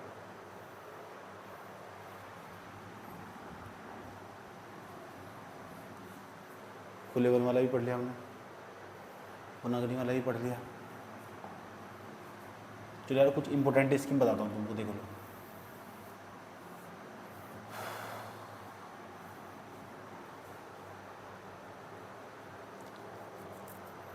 दिन भर यार टाइम नहीं मिलता ना। इंपॉर्टेंट स्कीम है, देख लो, यहाँ से पेपर में सवाल आ सकते हैं। ये वाली स्कीम को मैं पहले भी कवर कर चुका हूँ, बार बार इसका नाम बता रहा हूँ तुमको। उत्तराखंड की सरकार ने महिला सारथी योजना शुरू की है, 8 मार्च 2025 को शुरू करी है। पता है क्या कर रहा है यार? हम उत्तराखंड की जो महिलाएं हैं ना, इनको ट्रेनिंग देंगे वाहन चलाने के लिए, और उनको निःशुल्क वाहन उपलब्ध करवाएंगे। महिला सशक्तिकरण के लिए एक अच्छा उदाहरण हो सकता है मेरे हिसाब से। तो इसका मतलब उत्तराखंड की सरकार इस क्षेत्र के अंदर बहुत अच्छा काम कर रही है महिलाओं को आत्मनिर्भर बनाने के लिए, और बनाना भी चाहिए महिलाओं को आत्मनिर्भर। सब 8 मार्च 2025 महिला सारथी योजना, 8 मार्च 2025 महिला सारथी योजना। ये पिरुल लाओ पैसा कमाओ अभियान, चीड़ के पत्ते लेके आते हैं। मैंने बताया रुद्रप्रयाग से शुरू हुआ था, पिछले बार पहले भी पढ़ाया था मैंने तुमको। 8 मई 2024 को रुद्रप्रयाग से शुरू हुआ था, पूछा जा सकता है ये भी। दीदी भूली महोत्सव कार्यक्रम, ये 8 जनवरी 2024 को शुरू हुआ था, ये 2024 का है, ये भी पूछा जा सकता है तुमको। 4 धाम परियोजना कब शुरू हुई थी? 2016 में, 27 दिसंबर 2016 को। इंदिरा अम्मा योजना 2015 को, 15 अगस्त 2015 को, क्योंकि इसके 10 साल पूरे हो गए इस योजना के, 10वीं वर्षगांठ बना रही है अपनी। खिलती कलिया योजना, ये भी 2015 को, 15 अगस्त को। किसान प्रोत्साहन योजना 2024 में इसके 10 साल पूरे हो गए, 15 अगस्त 2014। किसान प्रोत्साहन योजना 15 अगस्त 2014, याद रखना, बात पूछा जा सकता है। ये इंटरेस्टिंग है नहीं है, ये पेपर में पूछ लेगा पक्का। मुख्यमंत्री नमक पोषण अभियान। जब आप जाओगे ना पीडीएस सरकारी सस्ते गल्ले की दुकान पर जाओगे, हर साल जो कोटा, हर महीने जो कोटा मिलता है, 14 लाख राशन कार्डों को, राशन कार्ड धारकों को 1 किलो नमक कितना रुपए का मिल रहा है? 8 रुपये का आयोडीन युक्त नमक उपलब्ध करवाएगी गवर्नमेंट। मुख्यमंत्री स्वरोजगार योजना 28 मई 2020 को याद कर लेना है, बहुत इंपॉर्टेंट है। मुख्यमंत्री सौर स्वरोजगार योजना, ये भी 2020 को 55 साल पूरे हो गए इनके, इन स्कीम के। एकीकृत आदर्श ग्राम कृषि योजना, एकीकृत आदर्श ग्राम कृषि योजना, ये भी 21 अक्टूबर 2020 को इम्पोर्टेंट स्कीम लिख दी गई। अच्छा ये देखो, ये बड़ा इंटरेस्टिंग है यार, देखो 2 व्यक्ति हमारे यहाँ से जिनको 2 क्या 3 मान लो, ह्यू और कोलिन गेंजर। ये तो ह्यू एक नाम के व्यक्ति, ये राइटर है, कोलिन गेंजर उनकी वाइफ है। दोनों ट्रैवलिंग करते हैं, घूमते हैं और लिखते हैं। इनको पद्मश्री से सम्मानित करा गया। पद्मश्री के बारे में मैंने पढ़ाया हुआ था उनको। पद्मश्री बहुत बड़ा सम्मान है, हर साल दिया जाता है पद्मश्री। लेखक है, अंग्रेजी लेखक, मंसूरी के रहने वाले हैं, लिटरेचर में लिखते हैं, ट्रैवल करते हैं और लिखते हैं, ट्रैवल करते हैं और लिखते हैं। ये दोनों हस्बैंड वाइफ है, देख लो। ह्यू इनके हस्बैंड का नाम है, कोलिन गेंजर इनकी वाइफ का नाम है। मसूरी के रहने वाले, बहुत अच्छा लिखते हैं। राधा बहन भट्ट ने बहुत अच्छा काम कर रखा समाज सेवा के क्षेत्र में, इनको भी पद्मश्री से सम्मानित किया गया। याद रखना, अल्मोड़ा की रहने वाली है। 1957 के भू आंदोलन में भी इनका बहुत बड़ा योगदान रहा। ठीक है, बहुत काम किया राधा बहन भट्ट ने। और दिखाता हूँ तुमको, फोटो दिखाता हूँ, देखो ये हमारे पास ह्यू कोलिन गेजेंटर, ये नाम है इनका, देख लो। ठीक है, पद्मश्री से सम्मानित। मैंने कहा था ना ट्रैवलिंग राइटिंग कर दें, लिटरेचर पे लिखते हैं। 3000 आर्टिकल लिख चुके यार, बहुत काम किया उन्होंने। ये देखो राधा बहन भट्ट का, राधा बहन भट्ट, ये राधा बहन भट्ट पद्मश्री से सम्मानित है। 91 ईयर्स की हो गई भाई। कुछ देखते हैं और कुछ क्वेश्चन मिल जाए तो। पायनियर महिला उद्यमी पुरस्कार, याद कर लो, पायनियर महिला उद्यमी पुरस्कार, ये बीना चौहान का, बीना चौहान को मिला है। पायनियर महिला उद्यमी पुरस्कार बीना चौहान को मिला, चिन्याली सोड की है। चिन्याली सोड कहाँ पड़ता है? उत्तरकाशी। इन्होंने RCM नाम सुना तुमने? RCM महिला, एक प्राइवेट बिजनेस, महिलाओं को स्वरोजगार उद्यमिता से जोड़ने के लिए इनको बिजनेस ये मिला। पायनियर महिला उद्यमी पुरस्कार बीना चौहान, ये इंटरेस्टिंग है, पूछा जा सकता है। ठीक है, लोक निर्मला सम्मान 2025 किसको मिला? ये इस संस्था, जिस संस्था ने दिया उसका नाम देखो, सोन चिरैया संस्था, सोन चिरैया संस्था के द्वारा दिया जाता है। जिसको मिला उसका नाम डॉक्टर बसंती बिष्ट है। इनको वैसे भी पहले बहुत अवार्ड मिल चुके हैं। डॉक्टर बसंती बिष्ट का नाम याद रखना, लोक निर्मला सम्मान 2025 डॉक्टर बसंती बिष्ट। 2017 में इनको पद्मश्री मिल चुका पहले बसंती बिष्ट को। उत्तराखंड साहित्यिक गौरव सम्मान, इसको छोड़ दो यार।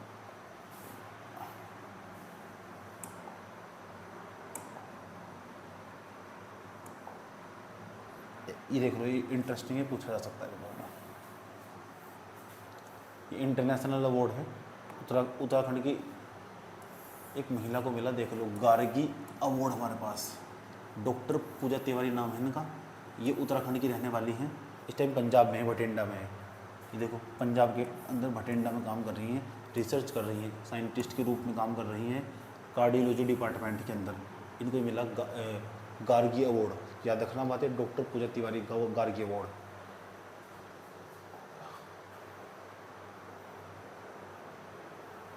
उत्तराखंड आदि गौरव सम्मान 2025, ये पूछा जाएगा तुमसे। उत्तराखंड आदि गौरव सम्मान 2025 किसको मिला? लोक गायक हमारे नरेंद्र सिंह नेगी, किशन महिपाल जिसको कहते हैं, किशन महिपाल हो गया और नरेंद्र सिंह नेगी होगा। इनको मिला क्या हमारे पास? उत्तराखंड आदि गौरव सम्मान, याद रखना 2025 वाला। आयोजन कहाँ हुआ इसका? तो इतने छोड़ दो सर, इसका नाम याद रखना तुम, क्योंकि इन्होंने राज्य की जनजातीय संस्कृति को बढ़ावा देने के लिए बनाया। छोड़ दो। ये वाला राज्य गुड गवर्नेंस अवार्ड 2025 हमारे पास। सबसे अच्छा जिला कौन सा हमारे पास? नैनीताल। ये इंपॉर्टेंट पूछा जा सकता है। राज्य गुड गवर्नेंस अवार्ड 2025 नैनीताल। यार यहाँ ज़्यादा बोल भी नहीं सकता ना। आसपास सब सो रहे होंगे, जब जाग जाएंगे सोचे दिन में तो परेशान करता है, ये रात को भी परेशान करता है। इंडिया बुक रिकॉर्ड 2025 ये देवेंद्र प्रसाद को मिला। इंडिया बुक रिकॉर्ड 2025 देवेंद्र प्रसाद को, चुपचाप सुन लो। उत्तराखंड बुक रिकॉर्ड 2025 देवेंद्र प्रसाद को। ये चमोली के रहने वाले साहित्यकार एक प्रकार के। भारत गौरव सम्मान किसको मिला? जगत सिंह जंगली को मिला। ठीक, बाय भारत सेवा संघ के द्वारा दिया गया। इसको देखो यार, ये कुछ इंपॉर्टेंट पुस्तक है, ये भी देख लो, इंटरेस्टिंग है। हिमालय का इतिहास पुस्तक किसने लिखी? डॉक्टर मदन लाल चंद्र भट्ट। डॉक्टर मदन लाल चंद्र भट्ट ने हिमालय का इतिहास पुस्तक लिखी। वो 17 दिन, ये वो 17 दिन राजीव रंजन सिंह जी ने, जो सिलकियारा सुरंग थी, 41 मजदूर जो उत्तरकाशी के अंदर फंस गए थे, उनके ऊपर किताब लिखी राजीव रंजन के द्वारा। वो 17 दिन, क्योंकि वो 17 दिन तक फंसे रहे थे ना सिलकियारा के अंदर फंसे मजदूर के अंदर। वो 17 दिन किसे? राजीव रंजन सिंह ने लिखी। एक और देखता था तुम्हें, a history of Hindustan major general GD Bakshi ने लिखी, याद रखना बात है। उसके बाद द प्रोमिक्स हमारे पास प्रोफेसर अर्नोल्ड डिक्स। द प्रोमिक्स हमारे पास प्रोफेसर अर्नोल्ड डिक्स ऑस्ट्रेलिया के टनल विशेषज्ञ हैं। इनका वही काम है, प्रोफेसर अर्नोल्ड डिक्स। इन्होंने किताब लिखी है द प्रोमिक्स। इन्होंने भी मजदूरों के ऊपर लिखी, जो 41 मजदूर फंस गए थे ना, उन्होंने भी प्रोमिक्स यह लिखी हुई किताब। किसने लिखी? प्रोफेसर अर्नोल्ड डिक्स के द्वारा। ऑस्ट्रेलिया के टनल विशेषज्ञ हैं। सिलकियारा अभियान पर यह जो पुस्तक थी ना, उन्होंने यार किसी सोमपास धामी जी को दे दिया पुस्तक को। कुछ चर्चित व्यक्ति हैं भी देख लो हमारे पास। चर्चित व्यक्ति पहले नंबर पर उर्मी नेगी। उर्फी जावेद नहीं है, उर्मी नेगी यार, ठीक, वो भी अजीब पीस ही उर्फी जावेद भी। उर्मी नेगी पौड़ी गढ़वाल की अभिनेत्री है। अच्छा, इनके पुस्तक यहाँ यार, पुस्तक यार फिल्म सुबेरो घाम, ये हमारे पास है नाम, सुबेरो घाम कुछ ऐसे 2 करके ऐसे मूवी मैंने देखी नहीं है। इस अभिनेत्री को दादा साहब फाल्के पुरस्कार मिला। नाम याद कर लो इसका, उर्मी नेगी। दादा साहब फाल्के पुरस्कार 2023 से सम्मानित करा गया उर्मी नेगी को। विनय शंकर कौन हमारे पास? गढ़वाल के नए कमिश्नर हैं। कुमाऊं के कौन? दीपक रावत। कुमाऊं के पहले कौन थे? ई गार्डनर थे। ठीक है। अच्छा, ये बड़ा इंटरेस्टिंग यार, साधु सिंह बिष्ट, ये डोईवाला के अंदर रहने वाले हैं। वैसे तो वे बाहर के रहने वाले, इनका नाम इसलिए फेमस है, इनका निधन होगा यार। निधन इसलिए होगा नहीं, ना उत्तराखंड के रहने वाले और आज़ाद हिंद फौज जो थी, जो 1942 में बनाई गई थी, आज़ाद हिंद फौज, इंडियन नेशनल आर्मी बनाई गई थी, जो जापान सिंगापुर के अंदर बनाई गई थी। सुभाष चंद्र बोस के साथ मिलकर काम करा। इन व्यक्ति 105 साल तक जिए, 104 साल तक जिए। सुभाष चंद्र बोस के साथ फौज में काम करा है, कि साथ रहे ये व्यक्ति। देखना चाहोगे नहीं फोटो? देखो लो, ये रहे इनकी फोटो, देखो इंडियन नेशनल आर्मी में काम कर चुके हैं। मूल रूप से टिहरी कहते वैसे तो ये, लेकिन इंदिरा गांधी से भी ये ताम्रपत्र सम्मान ले चुके, इंदिरा गांधी से भी। एक ही में इंटरेस्टिंग व्यक्ति, उत्तराखंड को बनाने में इनका बहुत बड़ा योगदान है। BD रतूड़ी का निधन हुआ 27 सितंबर 2024 को। उत्तराखंड क्रांति दल के सदस्य थे भी। ये हमारे पास, ये भी इंपॉर्टेंट है तो सबको पता होगा। तो LP नेथानी, ये कौन हमारे पास? उत्तराखंड के पहले महाधिवक्ता थे। महाधिवक्ता कौन हो? महाधिवक्ता वो हो जो उत्तराखंड की सरकार का पक्ष रखने के लिए अलग अलग कोर्ट के अंदर जाता होगा। ठीक है, और उत्तराखंड की सरकार पर भी तो कोर्ट केस कर दिया जा, यही तो महाधिवक्ता पहले, सबसे पहले थे LP नेथानी, जो हमारे पुष्कर सिंह धामी दीजिए ना, इन्होंने इनके मामले में ट्वीट भी करा था। देखो इन्होंने ट्वीट, दुबई में मृत्यु हुई इनकी। यह देखो, महाधिवक्ता, उत्तराखंड के पहले महाधिवक्ता नेताजी का निधन बस हो गया। ठीक, उत्तराखंड के पहले महाधिवक्ता, एडवोकेट जनरल बोलते हैं ना। वर्तमान में कौन? सूर्य नारायण बाबुलकर। कौन? महाधिवक्ता। उत्तराखंड सरकार का पक्ष रखने के लिए अलग अलग कोर्ट के अंदर जाते हैं। डिस्ट्रिक्ट कोर्ट भी हो सके, हाई कोर्ट भी हो सके, लोअर कोर्ट, अपर कोर्ट के अंदर जाते हैं, लेकिन सरकार का पक्ष रखते हैं। जिस तरह केंद्र सरकार के अंदर, केंद्र सरकार जो हमारी केंद्र की सरकार हो, यानी मोदी जी की सरकार होगी, उसके पास भी एक पद बना रखा है ना, उसका नाम है हमारे पास अटॉर्नी जनरल ऑफ इंडिया कहते हैं सर, भारत का महान्यायवादी कहते हैं सर। इस तरह राज्य का एक हो महाधिवक्ता।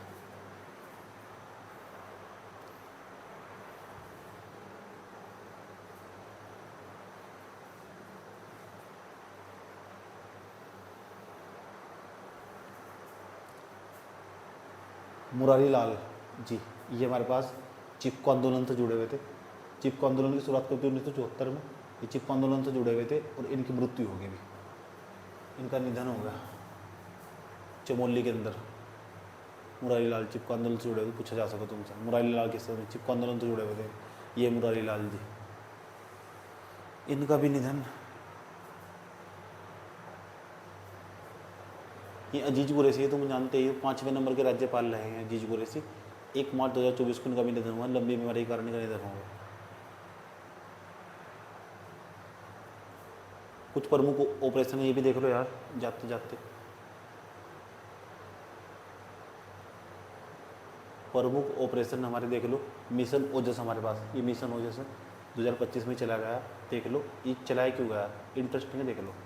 महिला हुआ, बच्चे हुए, उनके पोषण में सुधार करने के लिए चलाया गया मिशन ओजस है।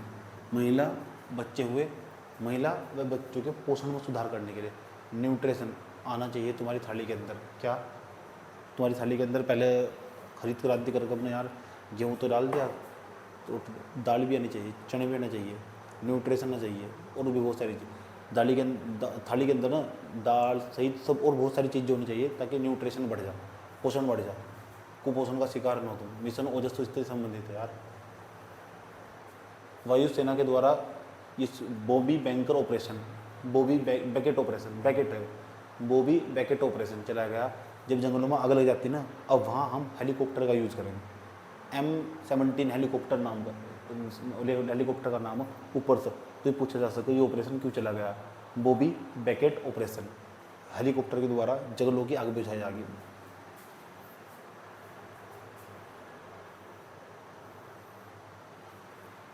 दिख रहा? ये तो कई बार पूछा, ये पेपर में पूछ भी लिया है, ऑपरेशन मर्यादा। जो धार्मिक स्थलों पर ना जो ड्रग्स बेचने का काम करते हैं, इस तरह के लोग जो ड्रग्स बेचने का या कुछ भी अनाप शनाप काम करते होंगे लोग, इन लोगों को पाबंदी लगाई जाएगी और इनके खिलाफ एक चलाया गया ताकि धार्मिक स्थलों पर नशे को ना बढ़ावा दिया जाए, उसको रोका जा सके। उसका नाम है ऑपरेशन मर्यादा।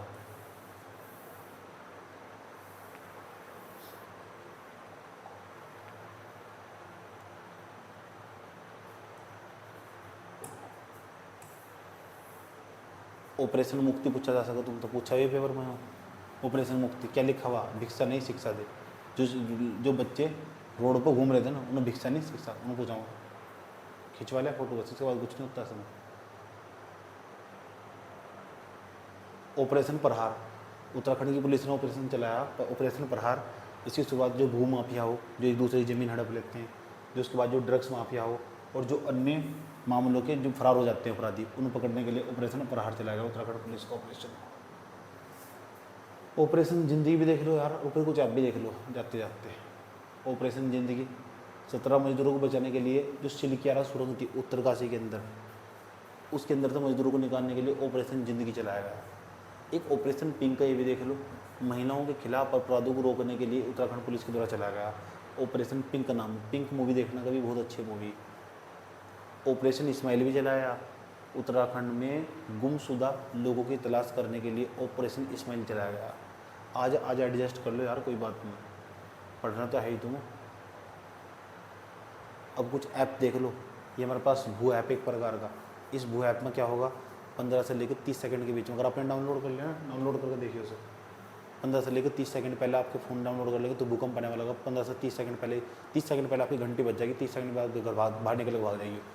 तो अच्छी बात है, ऐप लॉन्च कर दिया है, नाम है भू ऐप, भूदेव ऐप इसका। IIT रुड़की ने बनाया है और हमारे यहाँ का disaster department, disaster management department हमारे पास, आपदा प्रबंधन विभाग हमारे पास, इसने रुड़की IIT के साथ मिलकर बनाया है। 15 से लेकर 30 सेकंड पहले लोगों को सतर्क कर दिया जाएगा, एक बेल बजेगी, घंटी ट्रेन, ऐसा करो। भागीरथी ऐप भी है, ये इंटरेस्टिंग है भागीरथी ऐप, पुष्कर सिंह धामी ने जल संरक्षण अभियान के लिए बनाया। तो इस ऐप को डाउनलोड कर देखो ना, तुम भागीरथी ऐप को डाउनलोड कर देखोगे तो पता क्या होगा, मान जिस एरिया के अंदर पानी की कमी ना, इस एरिया को फोटो खींच के भेज दो, तुम बता दो अपनी समस्या कि इस क्षेत्र के अंदर पानी नहीं है, पानी पहुँचाने का काम सरकार करेगी। नाम है भागीरथी ऐप, याद रखना बात। इसके माध्यम से संकटग्रस्त क्षेत्रों में जल की समस्या का समाधान करेगी। स्वास्थ्य गर्भ ऐप, मान लो कोई लेडी है और प्रेग्नेंट है, ठीक है, और उसके पास मोबाइल फ़ोन है और उसकी जो समस्या आ रही है उसको बच्चे का ध्यान किस तरह रखना किस तरह नहीं रखना, उसके लिए ट्रेनिंग के लिए एक ऐप हमारे पास है, ये जानकारी मिलेगी फ्री में, डाउनलोड कर लो सब। स्वास्थ्य गर्व ऐप हमारे पास है, IIT रुड़की और एम्स दिल्ली वाला एम्स है, उन दोनों ने मिलकर तैयार करके तब बनाया इसे। समझ में आया बात है? महिलाओं के प्रसव से पहले देख रेख हेतु एक ऐप लॉन्च की गई, ये भी इंटरेस्टिंग है। एक ईश्वर ऐप, ये भी देखो ईश्वर ऐप कौन सा, राष्ट्रीय जल विज्ञान संस्थान रुड़की द्वारा, ये जल विज्ञान संस्थान रुड़की के द्वारा लॉन्च किया गया ईश्वर ऐप। एक छोड़ दो सर, और है इसमें कुछ 30, 39, 40 नियुक्ति देख लो, इंपॉर्टेंट नियुक्ति किस किस की हुई। बहुत मेहनत करनी पड़ती यार, दोबारा क्लास रिकॉर्ड करनी पड़ी मुझे तुम्हारे लिए, वो भी रात को 2 बजे क्लास रिकॉर्ड कर रहा हूँ, देख लो।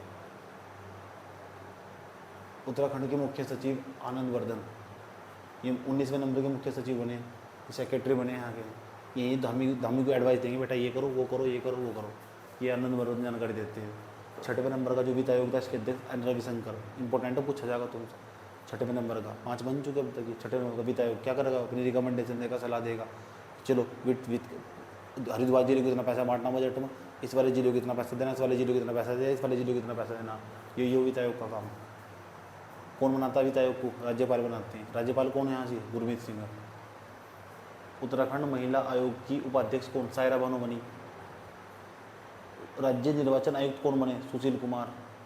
उत्तराखंड हाई कोर्ट के मुख्य न्यायाधीश, ये नए देख लो, मुख्य न्यायाधीश बने गुहानाथ नरेंद्र। रट्टा मान लो, पूछा का पेपर में। पुलिस महानिदेशक DGP जिसे बोलते हैं, DGP दीपक सेठ बने। महानिदेशक किसे बोल रहे हो? उत्तराखंड IPS अधिकारी है। उत्तराखंड के अंदर पुलिस को जितने भी ऑर्डर पहुंचे, उत्तराखंड में जितनी पुलिस काम कर रही है, सारा काम DGP का, इसके ऊपर कुछ नहीं है, सारा काम DGP का होगा। पूरे उत्तराखंड की पुलिस संभालने का काम DGP का हो।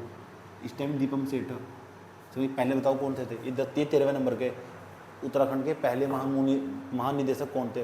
पुलिस महानिदेशक, ये तुम बताओगे मुझे। समझ में आया बात ये? लेकिन इतना ही नहीं करना, अभी तुम कुछ सीख देता हूँ। चलो, तुमको पता क्या करना चाहिए? तुमको ना यार किसी भी यूट्यूब चैनल पर चला जाना चाहिए, किसी भी यूट्यूब चैनल पर ऐसा करके डालना चाहिए, उत्तराखंड के करंट अफेयर के MCQ, ऐसे ले लिया तुमने। ये 40 पेज के आसपास का PDF है, 40 पेज के आसपास का PDF है, 1 साल का पूरा समेट दिया मैंने। अंतिम टाइम पे बहुत काम आता है सच में ही। अब क्या करना चाहिए तुमको ना, ऐसे करके डालना चाहिए, रैंडमली उठाकर, ऐसा पहले नंबर का पॉइंट डालना चाहिए, ऐसे करके उत्तराखंड के top 100 MCQ for UKPSC exam, lower PCS exam के लिए 100 MCQ, ऐसा करके डाल दो, रैंडमली उठाकर डाल दो, उसके देख लिए। और अपना वाला नोट 40 पेज का सामने रखा, पता लगा इसमें कोई चीज़ है नहीं, तो जो नहीं है ना, पेन लेकर रखो, अपना प्रिंट करवा लिख दो सर, क्योंकि ये तुम आगे तो लगातार लास्ट तक काम आगा, तुम सारा बता, पेन तो लिख दो सर। अब क्या करोगे? उसे रिवीजन करोगे, साथ रिवीजन होगा सारे 30, 40, 50 पेज का नोट, बस काम खत्म है इसका। पूरी किताब पढ़ने से बच जाओगे, 1 साल तक काम आने वाला तुम्हें, पेपर दोगे तो। अपर PCS में भी काम आने वाला है। उसके बाद क्या करोगे? एक टीचर की देख ली तुम ना, दूसरे टीचर की भी देख ली, तीसरे टीचर की भी देख ली, और तुम देखोगे ऑलमोस्ट तुम्हारा 2-3 घंटे में तुम्हारा सारा कवर हो जाने वाला, सारा टोटल A to Z, किसी का बचने का भी नहीं। समझ में आया बात? या कैसे पढ़ना होता है? तो एक पहले किसी न किसी चीज़ को बेस बनाना होता। बच्चे की बर्बादी का सबसे बड़ा कारण हो उसके पास ना मटेरियल की बमबारी हो रखी, और जैसे मटेरियल की बमबारी होती है ना, तो बच्चा कन्फ्यूज हो जाता। चीज़ों को सॉर्ट करना सीखो। जैसे मैंने पूरा किताबों का नोट्स, 3-4 किताबों का नोट्स मैंने लगभग 40 पेज के आसपास बनाया, 40 पेज के आसपास, और ये बहुत हेल्प करता है, सच में बहुत हेल्प करता है। क्योंकि यार नहीं पढ़ सकते, 400 पेज की किताब नहीं पढ़ी जाती, 40 पेज की पढ़ लोगे, हाँ पढ़ लेंगे सच यार, आसानी वेब टीचर समझा भी रहा। तो इस बात को जानो, रात को 2 बजे टीचर उठ के पढ़ा, तो बेवकूफ़ थोड़ा ही ना हो।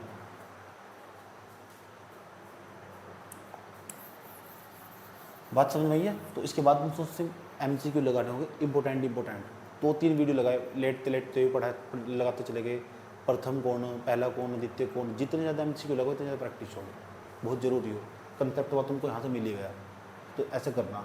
अच्छा, और क्या, अभी भाई तुम्हारा पेपर भी है, अब मैं सोच रहा हूँ एक स्पोर्ट पर क्लास डाल दूँ, और एक तो हेरिटेज साइट, रामसर साइट या पर्यावरण पर पूरी एक क्लास डाल दूँ, पूरी इन्वायरमेंट पर, ठीक है। लेकिन इस समय इससे ज़्यादा इंपॉर्टेंट सोच रहा हूँ, चलो उसको तो डालूंगा क्लास, कि मैंने 50 क्वेश्चनों की प्रैक्टिस करवा लूँ मैथ के और रीजनिंग के, वही क्वेश्चन जो पेपर में आने वाले, मैथ के और रीजनिंग के। तो क्या कहते हो आप बताओ? जैसा आपका सजेशन होगा मैं तो ऐसा कर दूँगा, ठीक है, कि आप 50 क्वेश्चनों की प्रैक्टिस करवा दूँ, क्योंकि मुझे पूरा आइडिया 100% लगभग 2014 से मैंने मैथ रीजनिंग पढ़ाना स्टार्ट करा था, 14 13 से ही पढ़ा रहा हूँ। समझ में आएगी बात यार? तो मुझे लगभग आइडिया पूरा का पूरा कि हाँ कौन कौन से क्वेश्चन आने वाले, 1-2 क्वेश्चन इधर उधर चला जाएगा, उसे छोड़ दो तुम, लेकिन मैं मोस्टली क्वेश्चन करवा दूंगा। तो वो 50 क्वेश्चन के आसपास जो लोग क्लास डालते हैं, मैं 50 क्वेश्चन की पूरी क्लास डालता हूँ। रीजनिंग के भी उसमें कर लूँगा सारे, और बहुत शॉर्ट ट्रिक्स बताऊँगा तुम्हें, बहुत ज़्यादा शॉर्ट ट्रिक, जल्दी तुम्हारा सवाल जल्दी उत्तर निकल कर चला जाएगा। 50 क्वेश्चन में कैसे फास्ट उत्तर निकाल लोगे तुम, ठीक है। तो लोअर पीसीएस वालों की रणनीति क्या होनी चाहिए? पहले नंबर पर एक तो तुमको जिला सीरीज नहीं छोड़नी बिल्कुल भी, दूसरा का डिवीजन पर बहुत ज़्यादा ध्यान देना, फोकस भाई। और उत्तराखंड का जियोग्राफी बहुत सारे, उत्तराखंड की जियोग्राफी तो बहुत क्वेश्चन आ गए, बहुत क्वेश्चन। जिला सीरीज पढ़ते रहो और जियोग्राफी पढ़ते रहो, और क्या और इंपॉर्टेंट तुमको बता ही रखा, ठीक। अभी 1-2 मीटिंग लेंगे हम, उसके अंदर सब बता देंगे डाल के कि कौन कौन सा चीज़ है, और अभी किस चीज़ पर ज़्यादा ध्यान लगाना चाहिए।